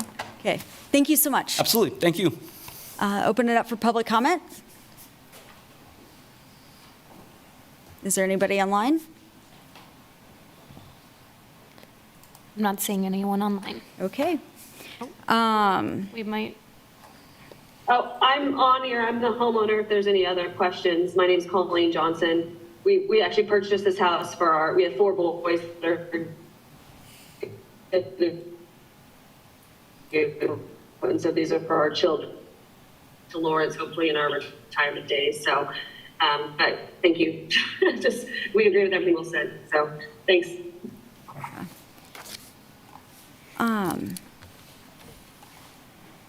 So bring it back for discussion amongst us. Size of the addition is alarming. I get this is just a certificate of appropriateness. I mean, it's also already design guidelines, but, anything over 20% is not recommended. This is much closer to 50%. But to achieve their goals, I understand why they're proposing what they're proposing.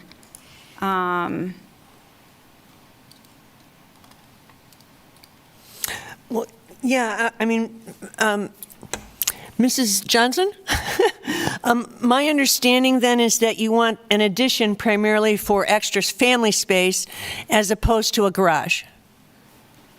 Yes, we decided that rather than having a freestanding garage, we'd rather have more living space. Right. Again, we were planning on living there, and this gives us a master bedroom on the main floor. So as we age, we don't have to go up. And there's upstairs, so we don't have to go upstairs. And so we just needed more space for us to live on the main level. So there's minimal stairs only to get up to the front porch Sure, for as yeah. we age. Okay, because the addition is so large, and you're right up against, it sounds like you're right up against the back property line. I'm just wondering if, in the future, if you change your mind and you want a garage, there's no space to put it, you know? Well, I understand, and Or a carport or something, you know, I don't know. I know. I think we just would rather have, when we went back and forth, we put an attached garage on it to start with a master attached to it, and then that was against the historical zoning, and we didn't realize that. So we decided that having a detached garage would limit our space on the main level for that, and so we decided to just do parking, and I think we're okay with that. We've talked about it in detail. So Right, with yeah. me and my husband. Sure, good, thank you. Is there any other discussions, comments, or how about a motion? Yeah, I guess just to speak to the size of the addition, one thing that the applicant noted is that right next door is an apartment building that extends almost all the way back to the alleyway. So even though it's not typical of the Oriad design guidelines, it's very more typical of that block. Right. And the applicant is, I guess you've said that you'd be open to covering that concrete. Yeah, if you don't mind, if I can ask you again, what was the liner or covering that you proposed that you would? Yeah, so one option would be to use a form liner. So it's exactly as it sounds. It goes into the form of the concrete and then creates a stone-like texture on the concrete rather than it being a superficial veneer onto the concrete. And so it's a very cost-effective way to create a stone-like appearance that can be painted or however otherwise treated.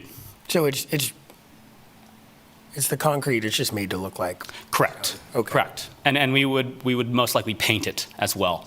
Okay. And just to mention, I do not believe that is allowed by the guidelines. Okay. The form liner or painting it? The form liner. Okay. It does need to be clad.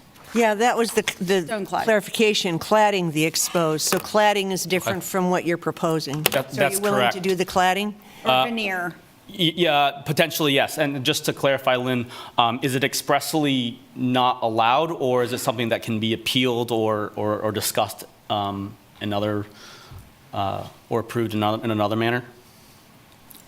These would be the people Okay. you need to talk to. Okay. I'll pull up the guidelines so we can see what it says exactly.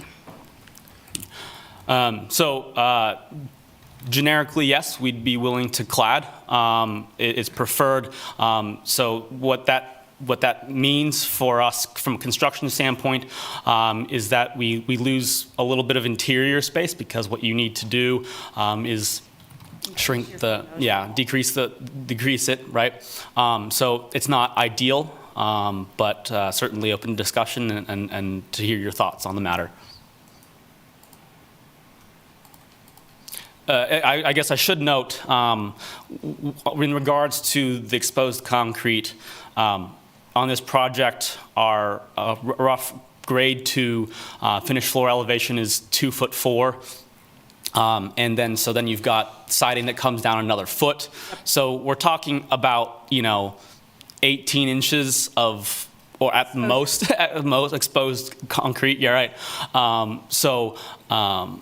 While we can certainly visit true veneer, something like a form liner is much more preferable for such a small amount of exposed concrete. We don't have big retaining walls or something like that you've got 100 plus square feet of exposed concrete. So, But 18 inches to 20, that is the common exposure of most structures in that area, so.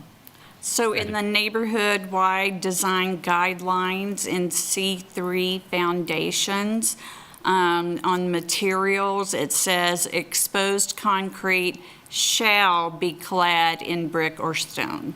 Okay. Okay. So it's a shall statement. Because the crazy thing is the house next door just has, looks like to me, exposed concrete foundation, so. It was not reviewed, and it's before. Right, I know, but it's next door.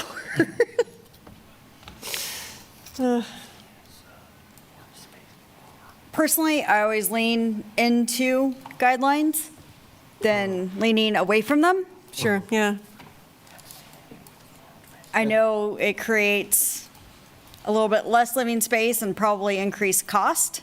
Trust me, I just replaced my windows. I am acutely aware of the difference in what something like this can do. How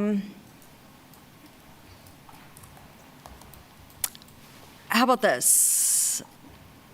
I make a motion that the proposed project meets the standards of review in Chapter 22 and issue a certificate of approval for the proposed project with the condition that a clad or veneer foundation wall is. If I may, right before someone seconds or does not second, I guess I should note that the existing foundation is a formed CMU, so it is not clad either. It's not. It is not a veneer or true stone I didn't either. see that in the There you go. pictures. Yeah. See, that's what I was, The rendering that's what makes it it looked look like to me. It's just, The current structure? Correct. so that's not limestone foundation? No. It's a concrete? No, it's a CMU. I don't know what CMU is. Concrete Concrete masonry. Basically, it's a cinder block, but similarly to what we had talked Gotcha. about with a form liner, the block face is concrete. not flat. It is. It's got kind of some texture to Got it. emulate stone, Okay. but it is not true stone. It is a concrete masonry Got it. product. So would the form liner essentially look like the current structure? In a manner of speaking. Not. Oh, okay. Thank you for pointing that out. Yeah, it's Or me. is there cladding that could look like what's existing? Maybe not one-to-one, but in the same family? Same family, sure. I mean, the form liner to me would be a pretty comparable aesthetic. I would argue it's a little bit of a upgrade. Oh, wait, that's Is there a 908. process to, I don't know what the word is, if this is a shell term, is there a process to try to revise that? Not that we would have that process, The but, ORIAD design guidelines? yes. Not that we Whoops. would necessarily do that, but I'm just interested. Well, The liner seems to make a lot of sense to me. Oh, I see what it is. One of the things that you could do, because Is this with the 6 down? guidelines, it does give you the ability to consider the circumstances of the project, and you could condition your approval on the applicant working with staff to match the existing foundation on the historic structure as closely as possible. And then staff can work with the applicant to find the best, whether it's a stone veneer or the liner or some different CMU block maybe that would match the closest to what's on the existing structure. I'd agree with that. Yeah. yeah. So do I need to amend my motion? You would need to withdraw your first motion. I withdraw my first motion. We'll try this again. I move that the proposed project meets the standards of review in Chapter 22 and issue the certificate of approval for the project with the condition that they work with staff on determining the most appropriate treatment for the exposed foundation walls. I second that motion. Okay. Commissioner Klein, Aye? Dearborn, Aye? Cunningham, Aye. Buchanan, aye. Passes 4-0. Okay. I also move that the project meets the intent of the development and design standards in the ORIAD Neighborhood Design Guidelines. Second? I'm not, Sorry. with the condition, You cannot condition the ORIAD ORIAD design design guidelines. okay. Okay, Then I'll second. okay. Klein seconds. Okay. Commissioner Klein? Aye. Commissioner Dearborn? Aye. Commissioner Cunningham? Aye. Commissioner Buchanan? Aye. Passes 4-0. Thank you. Thank you.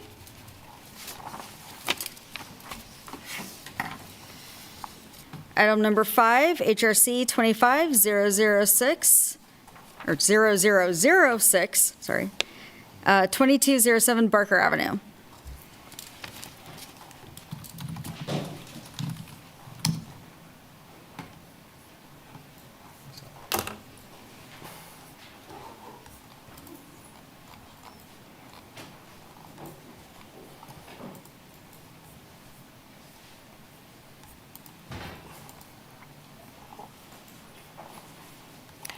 Okay, this is a certificate of approval for a structure that is historic and is located in the context area of the Adam and Annie Rotman House at 2127 Barker Avenue.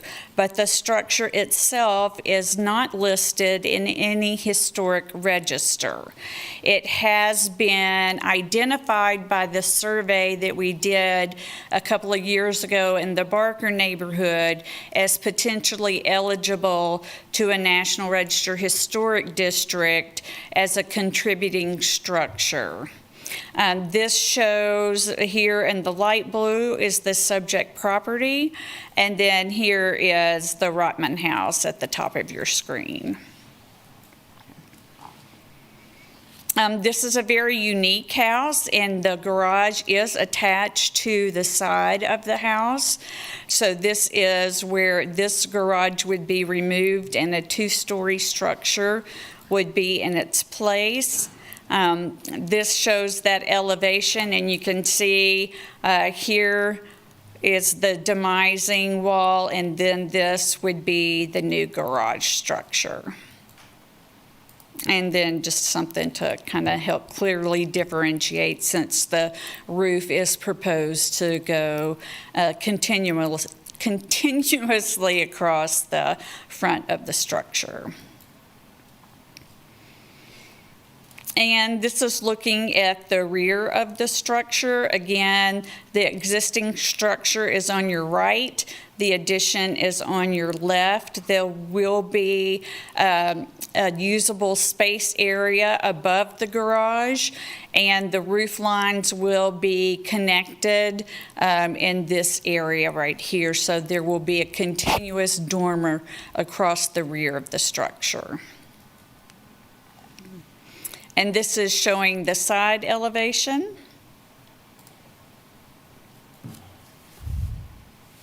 And staff is recommending that you find that the proposed project meets the standards of review in Chapter 22 and issue the certificate of approval for the proposed project. And I'd be happy to answer any questions that you may have, and then just reiterate that if this property were listed in the Lawrence, Kansas or National Register, staff would not be recommending this addition because it would change the front facade and the character defining elements of the house. I have a question. If the Barker neighborhood moves forward as a historic district, this would still be within the confines of that historic district as a non-contributing? That is correct.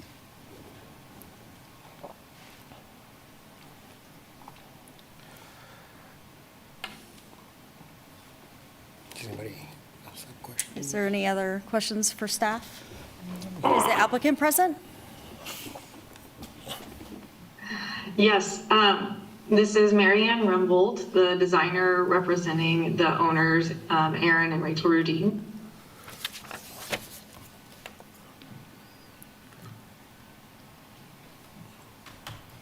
And I didn't have any additional comments to add to what Lynn walked you through. Okay. I have some design questions on the height. Is there any way to bring the height of the new addition down so that you retain the existing eave and the brackets and keep those as exposed? Do 1.5 stories instead of 2? Yes, that is something that we looked at. One of the project goals for the owner, so the space on the second floor is a multi-purpose room, and they want to have a reading loft. So the floor level, if you notice in the elevation, the garage is at grade where, the house is elevated. So the multi-purpose room is at a stair landing level. Up to the second floor. So it's a 1.5 story space that we're proposing, which allows for them to have that reading loft on the back. If you notice on the east elevation, there's kind of stacked 2 sets of windows. So those 2 stacked windows represent the 2 different levels of the main floor and the loft. It's really a pretty tight math equation there. The garage is shorter than a typical garage that's built today, but it still has a 7-foot door. And that's just allowing for the loft to have 3-foot floor at the low point to be standing height at the very tallest point. So even though I understand the separation of masses would be ideal, it would interfere with the client's project goals.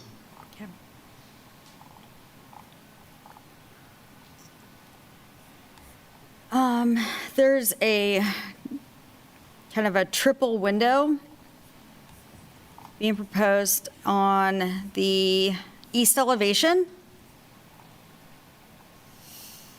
Above the garage door? Yes, and I think that was noted in the report that Lynn had sent out in the agenda. We looked at 6 different window options on that facade. Because of that space being, 1.5 stories, it really is a rather large front of the building. So we kind of had to balance in the window selection, choosing something that kind of visually added enough detail to make that kind of the largeness of the front of the house kind of break down the scale. We did look at 2 single hung windows to match some of the other windows on the house, but the kind of scale of those, they didn't really have the same effect of the 3 windows side by side to kind of break down that scale of that facade. So that's why we chose that. That window type is one that is frequently seen in the neighborhood on some of the larger houses, houses that have some kind of like bigger rooms on their fronts. So that is also one of the reasons why it was an option for the project. Okay. Did you look at any windows that instead of that upper portion of the 2/2, like the top third of that, having mullions that would more reflect the kind of the 3-part division? You know what I'm saying? You know what I'm talking about? Like adding the muntins, like the existing windows? Yes, but only, instead of it being the upper half of the, sorry. Will you explain that again, Brenna? Thank you. Okay. Instead of being the full upper window, having it be just the top third, more of a craftsman window. I wish I had a picture of what I'm trying to explain. So you got the 2/2 window. Sorry, what was the question? Instead of a single hung? No. Do the double hung, but on the upper portion of the 2/2 window, just the upper portion, instead of having the muntins go all the way down, have it just go to the top third of that pane. So then the sliding part would be taller than the upper part. I wish I could just draw this out. Trying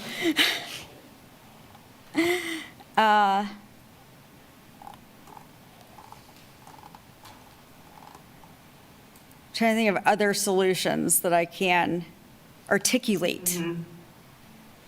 Because it does seem kind of funky. Has there been any details discussed on the garage door? Of the style of the door? Correct. Windows, no windows? We have not selected a garage door style yet. We were leaving that up till construction to kind of work with what was available to them.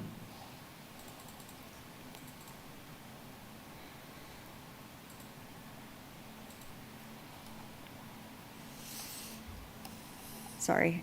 My mind is trying to have discussions around things that could help it blend more. And I think its overall mass is going to preclude it from being eligible in the future for being a contributing structure. And that's a challenge.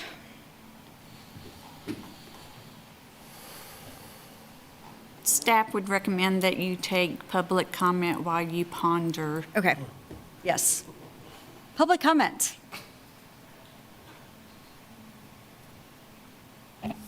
Okay. Well, my hamsters aren't that fast. Because they didn't get much laundry time. Yeah. I think it's good to consider the future potential of this as a historic district, but I think, again, this is a case where we should really just kind of look at the proposed project as is. And right now, the neighborhood is not a historic district, and the building's not a historic building. Yeah, we can't predict the future.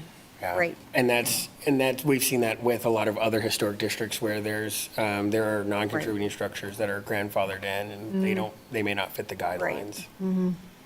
I just think it is unfortunate if they did want to consider tax credits in the future, that they would not be eligible. I would love to see something happen with that triple window. Like it just seems off. And I haven't You're talking about the front above the garage? Okay. Because I was also noticing the hexagon on the side. I think that's very appropriate. Yeah, right. Yeah, I have no issues with it.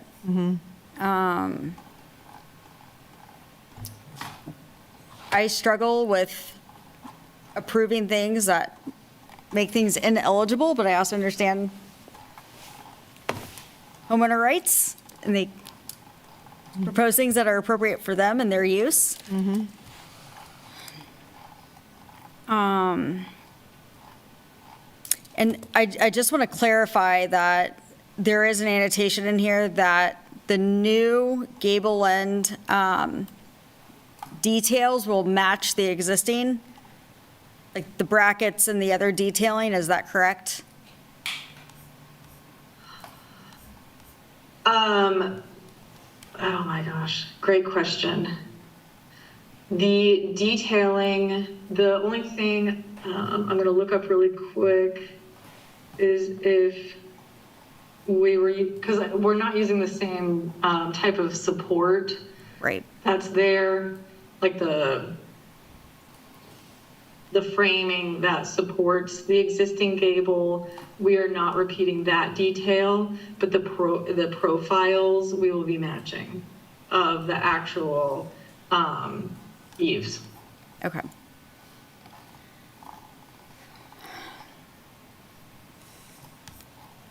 All right. Well, does anybody else have questions? How about a motion? All right, I move that the proposed project meets the intent of the development and design standards of the ORIAD design guidelines. Oh, that's the one. Oh, duh. Yeah. Okay, I rescind that. Let me try again. find that the proposed project meets the standards of review in Chapter 22 and issue the certificate of approval for the proposed project. Second. Klein seconds. Okay, Commissioner Klein? Oh, we're voting. Aye. Commissioner Dearborn? Aye. Commissioner Cunningham? Aye. Commissioner Buchanan? Aye. Passes 4-0. Good luck with your project.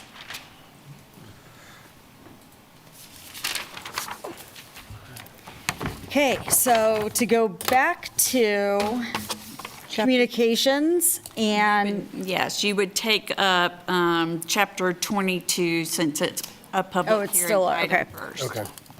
so back to item number 1. Commissioner Klein, do you have a question? Did we do the consent agenda? Did we approve Yeah, all the we did. We did? Okay, No. never mind. My mind is. I don't think so. Okay. Yeah, we did the consent agenda. I didn't think we did? did. I didn't think we approved all the consent I agenda. made the stuff. motion, somebody seconded, and we approved it. Okay, I didn't get it in the minutes here. I didn't write it down. Joy introduced it. It looks like Brenna did the motion and Phil did the second, and it was approved 5-0. Okay. Okay. So now can we go back to? Please, go ahead. Thank you. Item number 1? So this item is requesting that the Historic Resources Commission initiate a text Right. amendment Right here. to Chapter 22 to look at clarifying some language in the chapter and also address some deficiencies that have been identified by the public, staff, and the Historic Resources Commission. We are not asking you to adopt any of those changes this evening. We're asking you to initiate a text amendment that would look at the things in the chapter. The attachment to this listed some of the items that we've heard over the past year since this has been adopted, of things that need to have some clarification to the language or things that were missing in the chapter. And so that was just for your reference so that you could see the types of things that staff and the public and even the Historic Resources Commission had brought to consideration in the past. So if you initiate the proposed text amendment this evening, the next step for staff will be to hold a public hearing and invite the public or public information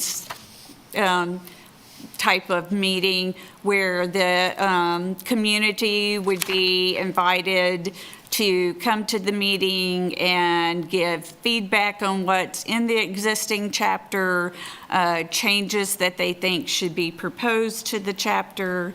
And then when we discussed this at the City Commission last week, the City Commission is also interested in the Historic Resources Commission looking at and discussing the context review.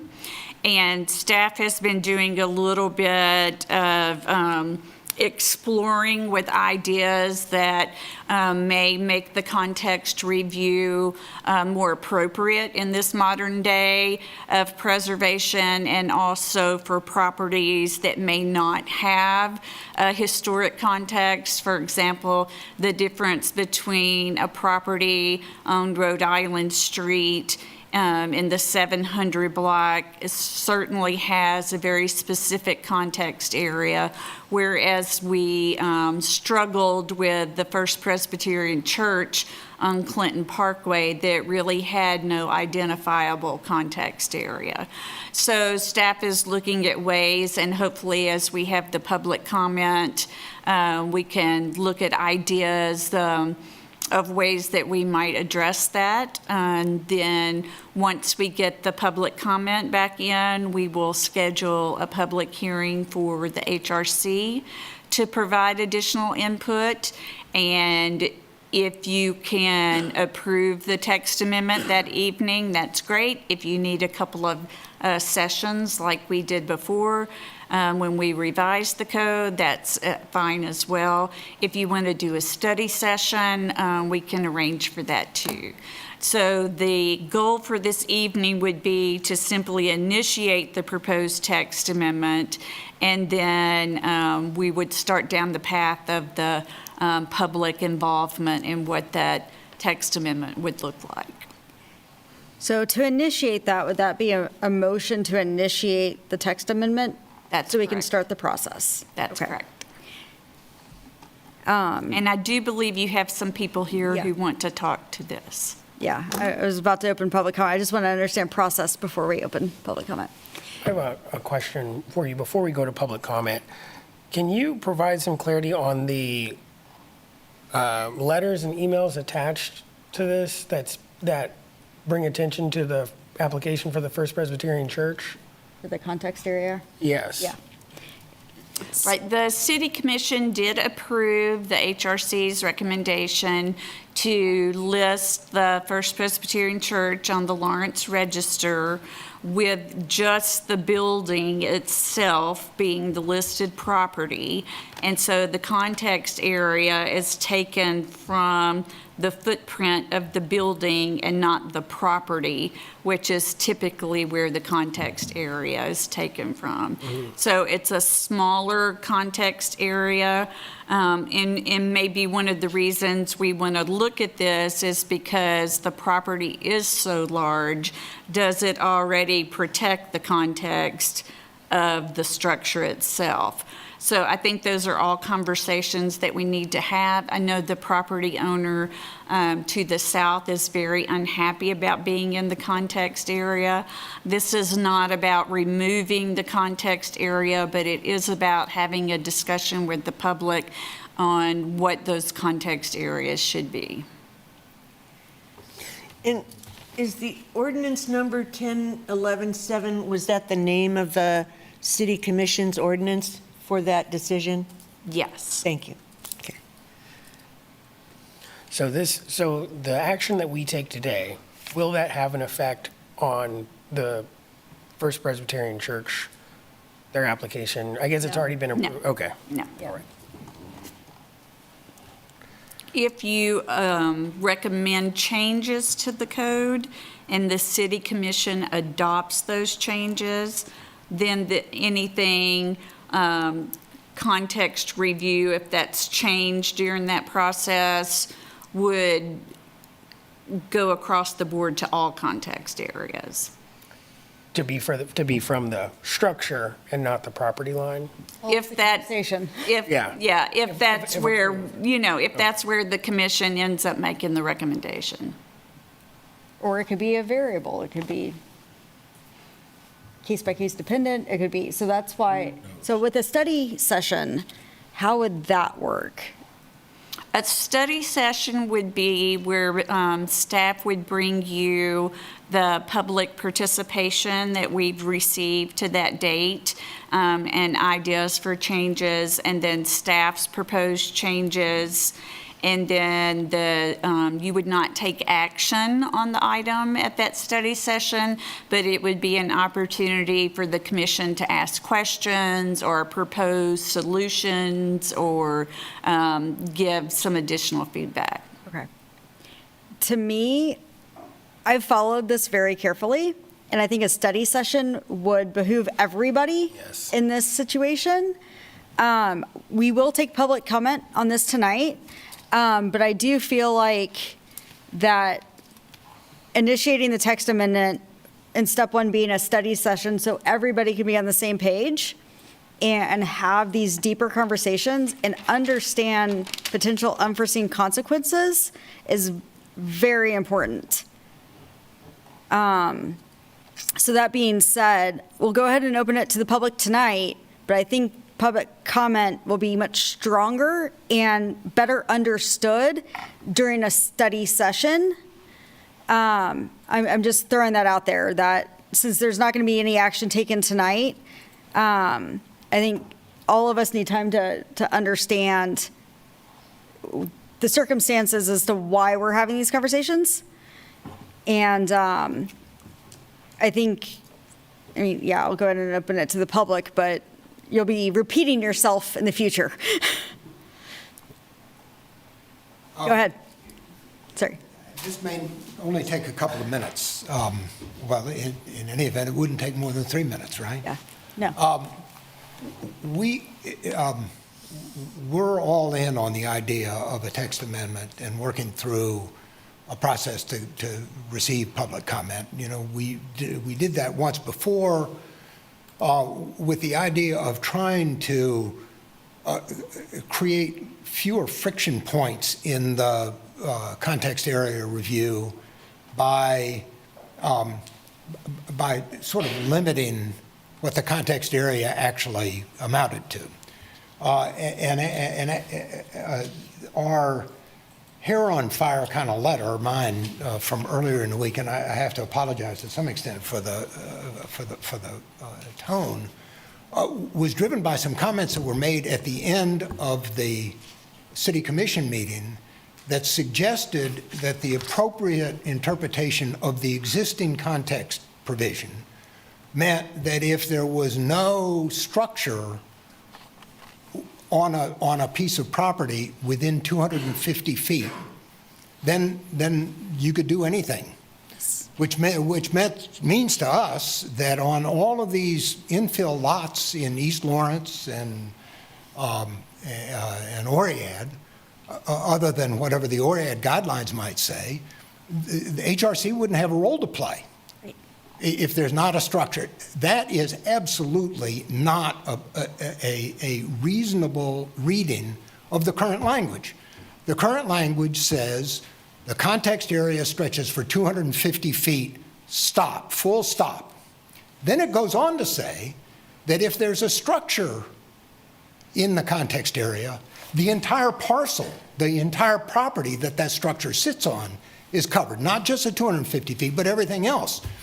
And if it is the city's current interpretation of that language, that if there's nothing on a property at all, no structure on a property, then there's nothing for HRC to review. Right. This process to revise that and get that either reinterpretation or new language must proceed instantly. I mean, you have to have a study session in the next week or two. You need to get a text amendment to make sure that the ordinance says what everybody believed it said. Yeah. And that's our point tonight. The rest of the specific changes that we proposed, we'll be happy to talk about those at length. But I was very concerned by that last 8 minutes or so that if city legal staff is telling folks that if there's not a structure on a building within or on a piece of property within that 250 feet, then there's no historic review. That effectively eliminates context protections in the areas of the city where it's the most important. Yes. So that's my pitch tonight. We'll talk about the other things about how you might deal with big properties in suburban areas or areas on the outskirts of town. Not that we've got some ideas that we'd be happy to kick around, but we do think that this approaches an emergency if the city legal department is taking the position that if there's no structure on the property, notwithstanding the fact that it's within 250 feet, then there's no historic review. So does everybody understand what happened? I'm surprised. Yeah, I think I was picking myself up off the floor after watching that commission meeting. I know there has to be at least a 2-week notification for public hearings. What's the timeline for, and I do think the study session will be the fastest way to get to a decision. One way of deciding whether to do this, next week or 2 weeks from tonight or whatever, is to ask the city attorney for an opinion on this. Because I'm a lawyer. I don't think you can read the language the way it apparently is being interpreted. There's a period after it runs for 250 feet, there's a period, and then it says if there's a building on it, the whole parcel is covered. We actually thought that had been limited to you know, if there was a building within the 250 feet, then it was subject to review. If there wasn't any building within 250 feet, it was still subject to review if you were going to build in 250 feet, but anything outside of that didn't require. Right. Yeah, I think we're all on the same page. So back to process on the study session. I know. I think we have more. Oh, okay. Sorry, Dennis. It's okay, Commissioner Buchanan. Yeah, I think we really are looking at two separate actions here. Just the little housekeeping issue with the text amendments of the things that were brought up by staff, which can take their sweet time. But when we found out, monitoring the City Commission meeting on April 8th, that city legal staff just told the attorney representing the property owner directly adjacent to the First Presbyterian Church, that since that property had no structures on it, it wasn't going to get any context review for whatever gets built there. Right. We were shocked. This is a preservation emergency that needs to be dealt with separately and as quickly as possible. We've been trying to sort through this, and I'm just at a loss. I distinctly remember that the added language to the 6 points in the code enumerated in B section 22501 on page 3 of the LPA letter, you can see them in blue, were included in the final red line document of changes to Chapter 22 that were approved here at the HRC. Mm-hmm. We're simply bringing them back tonight like they were there before.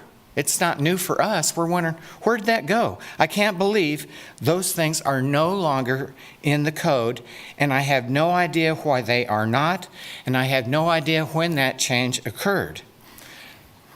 Whether this recent interpretation by legal staff is defensible or not, it was clearly not the intention of HRC or LPA commenters to give any vacant infill lot in this city a free pass on historic review. And according to the city attorney, that pass is there right now for something that gets put in tomorrow. Free pass.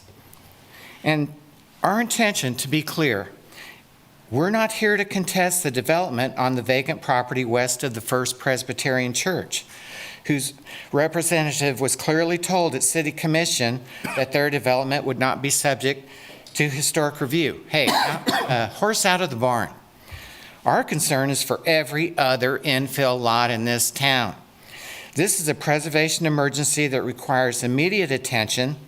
There must be a swift code adjustment to place empty infill lots with development proposals and seeking building permits to undergo historic review if their proposed construction footprint intersects with a 150-foot context area. If it's LPA proposed language like we have done, or if it's something else that city staff can figure out that achieves this, it must meet that task in such a way that the city's legal staff 100% believes that they can defend it.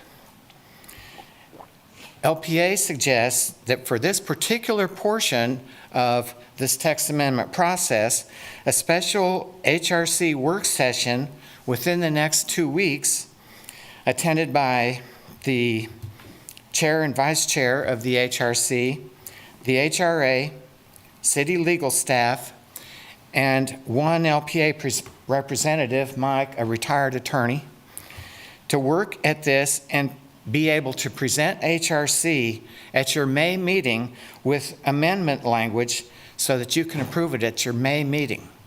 Thank you. Thank you. Is there any other public comment?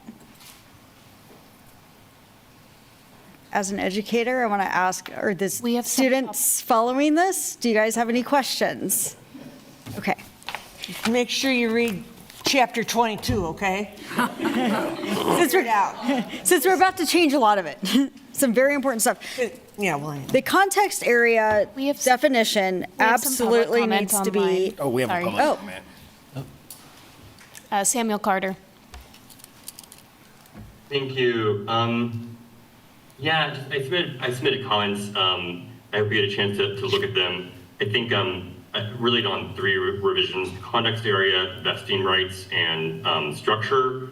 I'm going to address the latter 2 first. The structure, I just thought it was kind of strange that mobile homes were singled out as not having a permanent location on the ground, given that in the land development code, they don't have to be attached to the ground. So I just thought it was kind of weird that mobile homes specifically were singled out there in the definition of structure. So I think that needs kind of another look. On the vesting rights, I thought it was also kind of strange. Given I mean, I think I understand the idea of vesting rights in general, but the 2 things that were weird about it is one, this language appears to come from the old land development code from like 2006. I don't know why it doesn't match the language used in the updated land development code. I don't really know why, but also just kind of more fundamentally, like I don't really understand why if something was given a certificate of approval and was kind of historically appropriate 3 years ago, why that would fade with time. So I don't necessarily know kind of the why this is necessary. And then the third thing, and of course the big thing, is context area. And this is, I think,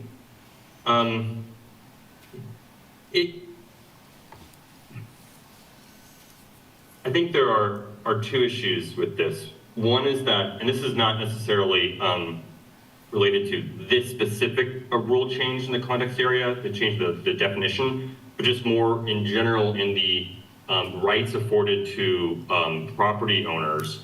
Property owners, if you're, or landmark districts, there's a protest right if you own the property being landmarked, but there's not a protest right if you own property in the context area, even though when you're in a context area, you have many obligations placed upon you.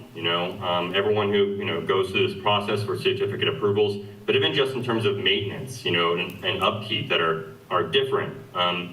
So I think as a matter of kind of equity and inequality, I think it'd be appropriate to extend the protest rights that landmarked properties have to the landowners in the context area. And then lastly, I'll tell you, I'm kind of suspicious of the context area idea in general, just because of the history of discriminatory land use regulations in Lawrence, and because the history of discriminatory land use regulations in Lawrence has been left out of the historical preservation documents. So if you look at the 1926, my comments, I said 1924 was actually 1926 zoning map of Lawrence, particularly in East Lawrence. You can see that land use policies were used to discriminate against people, social and racial discrimination, particularly against multifamily housing. And so I don't know. I think given that history in the 1930 city plan, 1948 city plan, it's really absent from the multiple property, the NPS, the nomination listings. It just really makes me question kind of what is going on here. I do appreciate beautiful buildings, but I think there's just a lot that's been left out of the table. And I think because of that, to me, it's worth having another conversation about really like who is benefiting from the context area, whether it is in line with our modern values. And I know you've gone through a lot of public debate about this, but I think a lot of the history behind discriminatory land use regulations has not been included in that debate or in the documents approved, or the historical documents that are used to make these determinations. So thank you. I know it's kind of a tough thing, but I really appreciate you listening, and thank you for your service. Yeah. Thank you, Samuel. Thank you, and thank you for your letter as well. That's why we have public forums and public meetings, so people can discuss. So how soon can we get a study session on the calendar? I will look at the calendar and availability of a place to have a meeting, and I can't promise you will get that email tomorrow, but I will try to have it to you the first of next week. Okay. Yeah, I have my fingers crossed it'll happen soon, so we can at least address the definition of a context area. I think that absolutely is number one on our list. And we can continue conversations with everything else. But I think we do need to get clarification on context area. And make changes if necessary as soon as possible. So I guess I make a motion that we initiate the text amendment and schedule a study session as soon as possible, focusing on the definition of context area and the definition of structures. They kind of go hand in hand.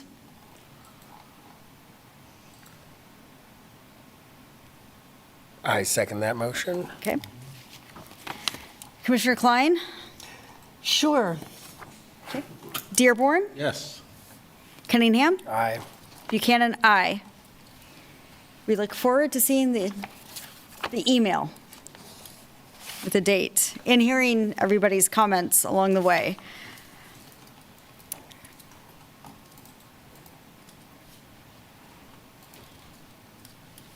Oh, passes 4-0, by the way.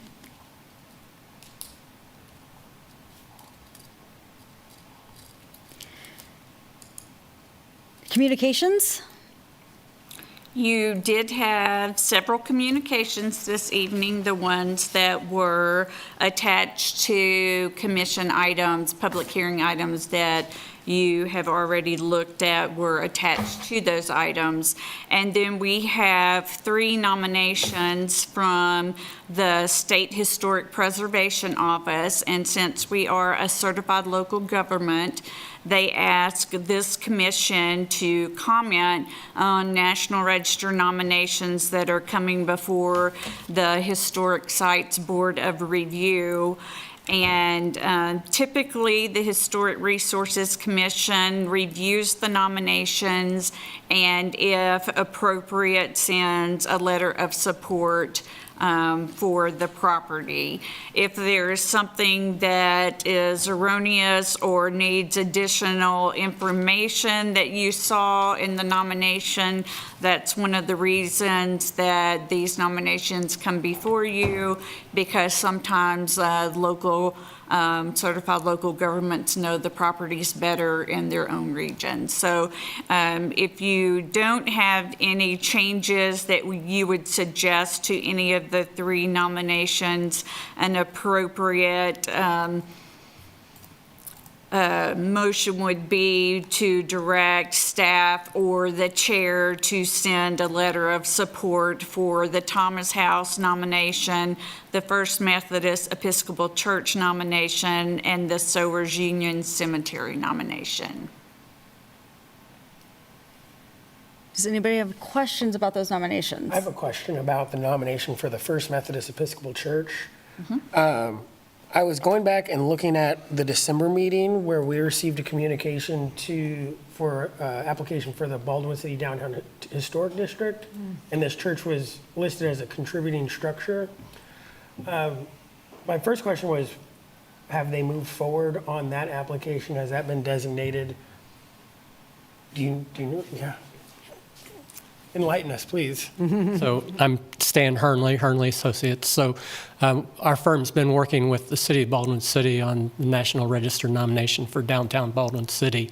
That's been approved by the Historic Sites Review Board at the state level, and it's been forwarded on to the National Park Service.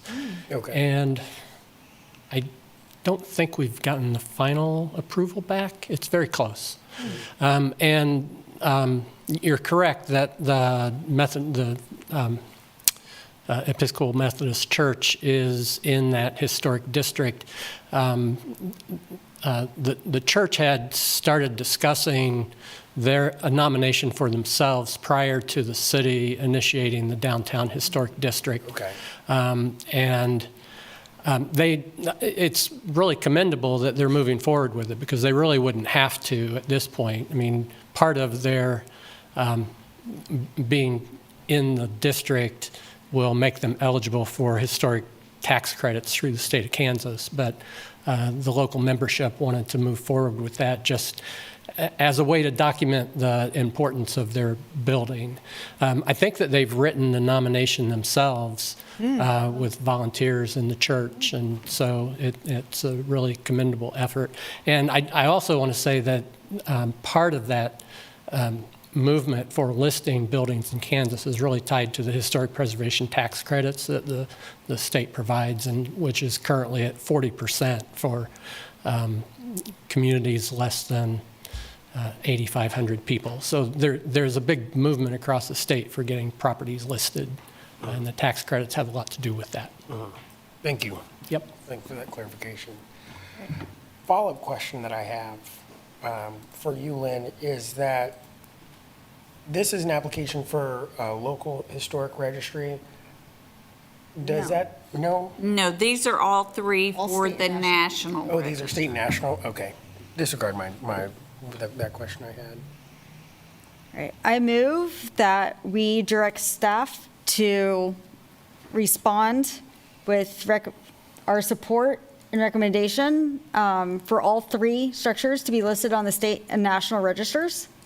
Second. All right, Commissioner Klein? Aye. Dearborn? Aye. Cunningham? Aye. Buchanan? Aye. Passes 4-0.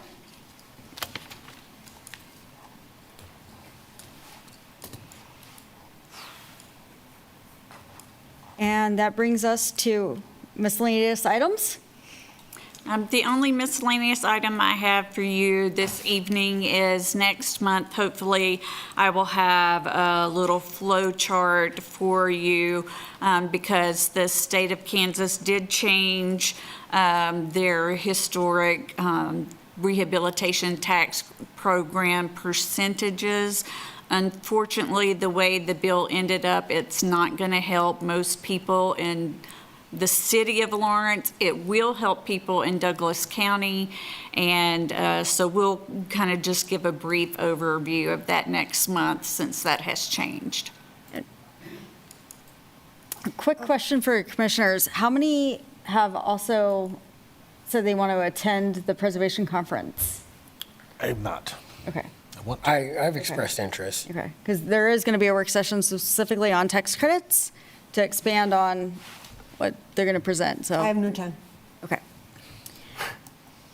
Do you know if Commissioner Coleman is? She's presenting, I think, on Friday Okay. for the awards, but she cannot attend Thursday, like some of the things on Thursday.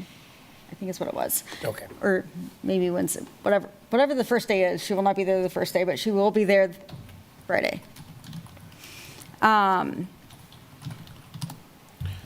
That's, yes?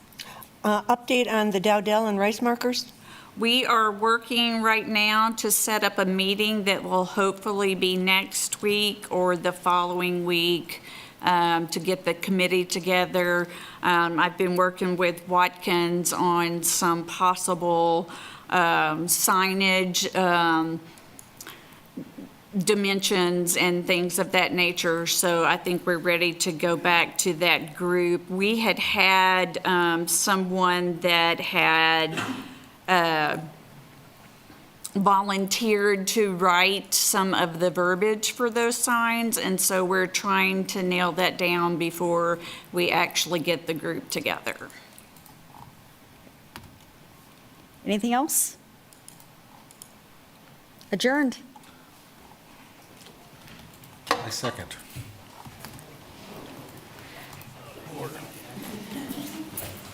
It's usually not this long, I promise.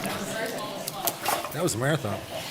Yeah, that was the longest one. Yeah. Yeah, I'm glad I made it. God, I've had some that go till midnight. I think y'all need to ask for some extra credit for that.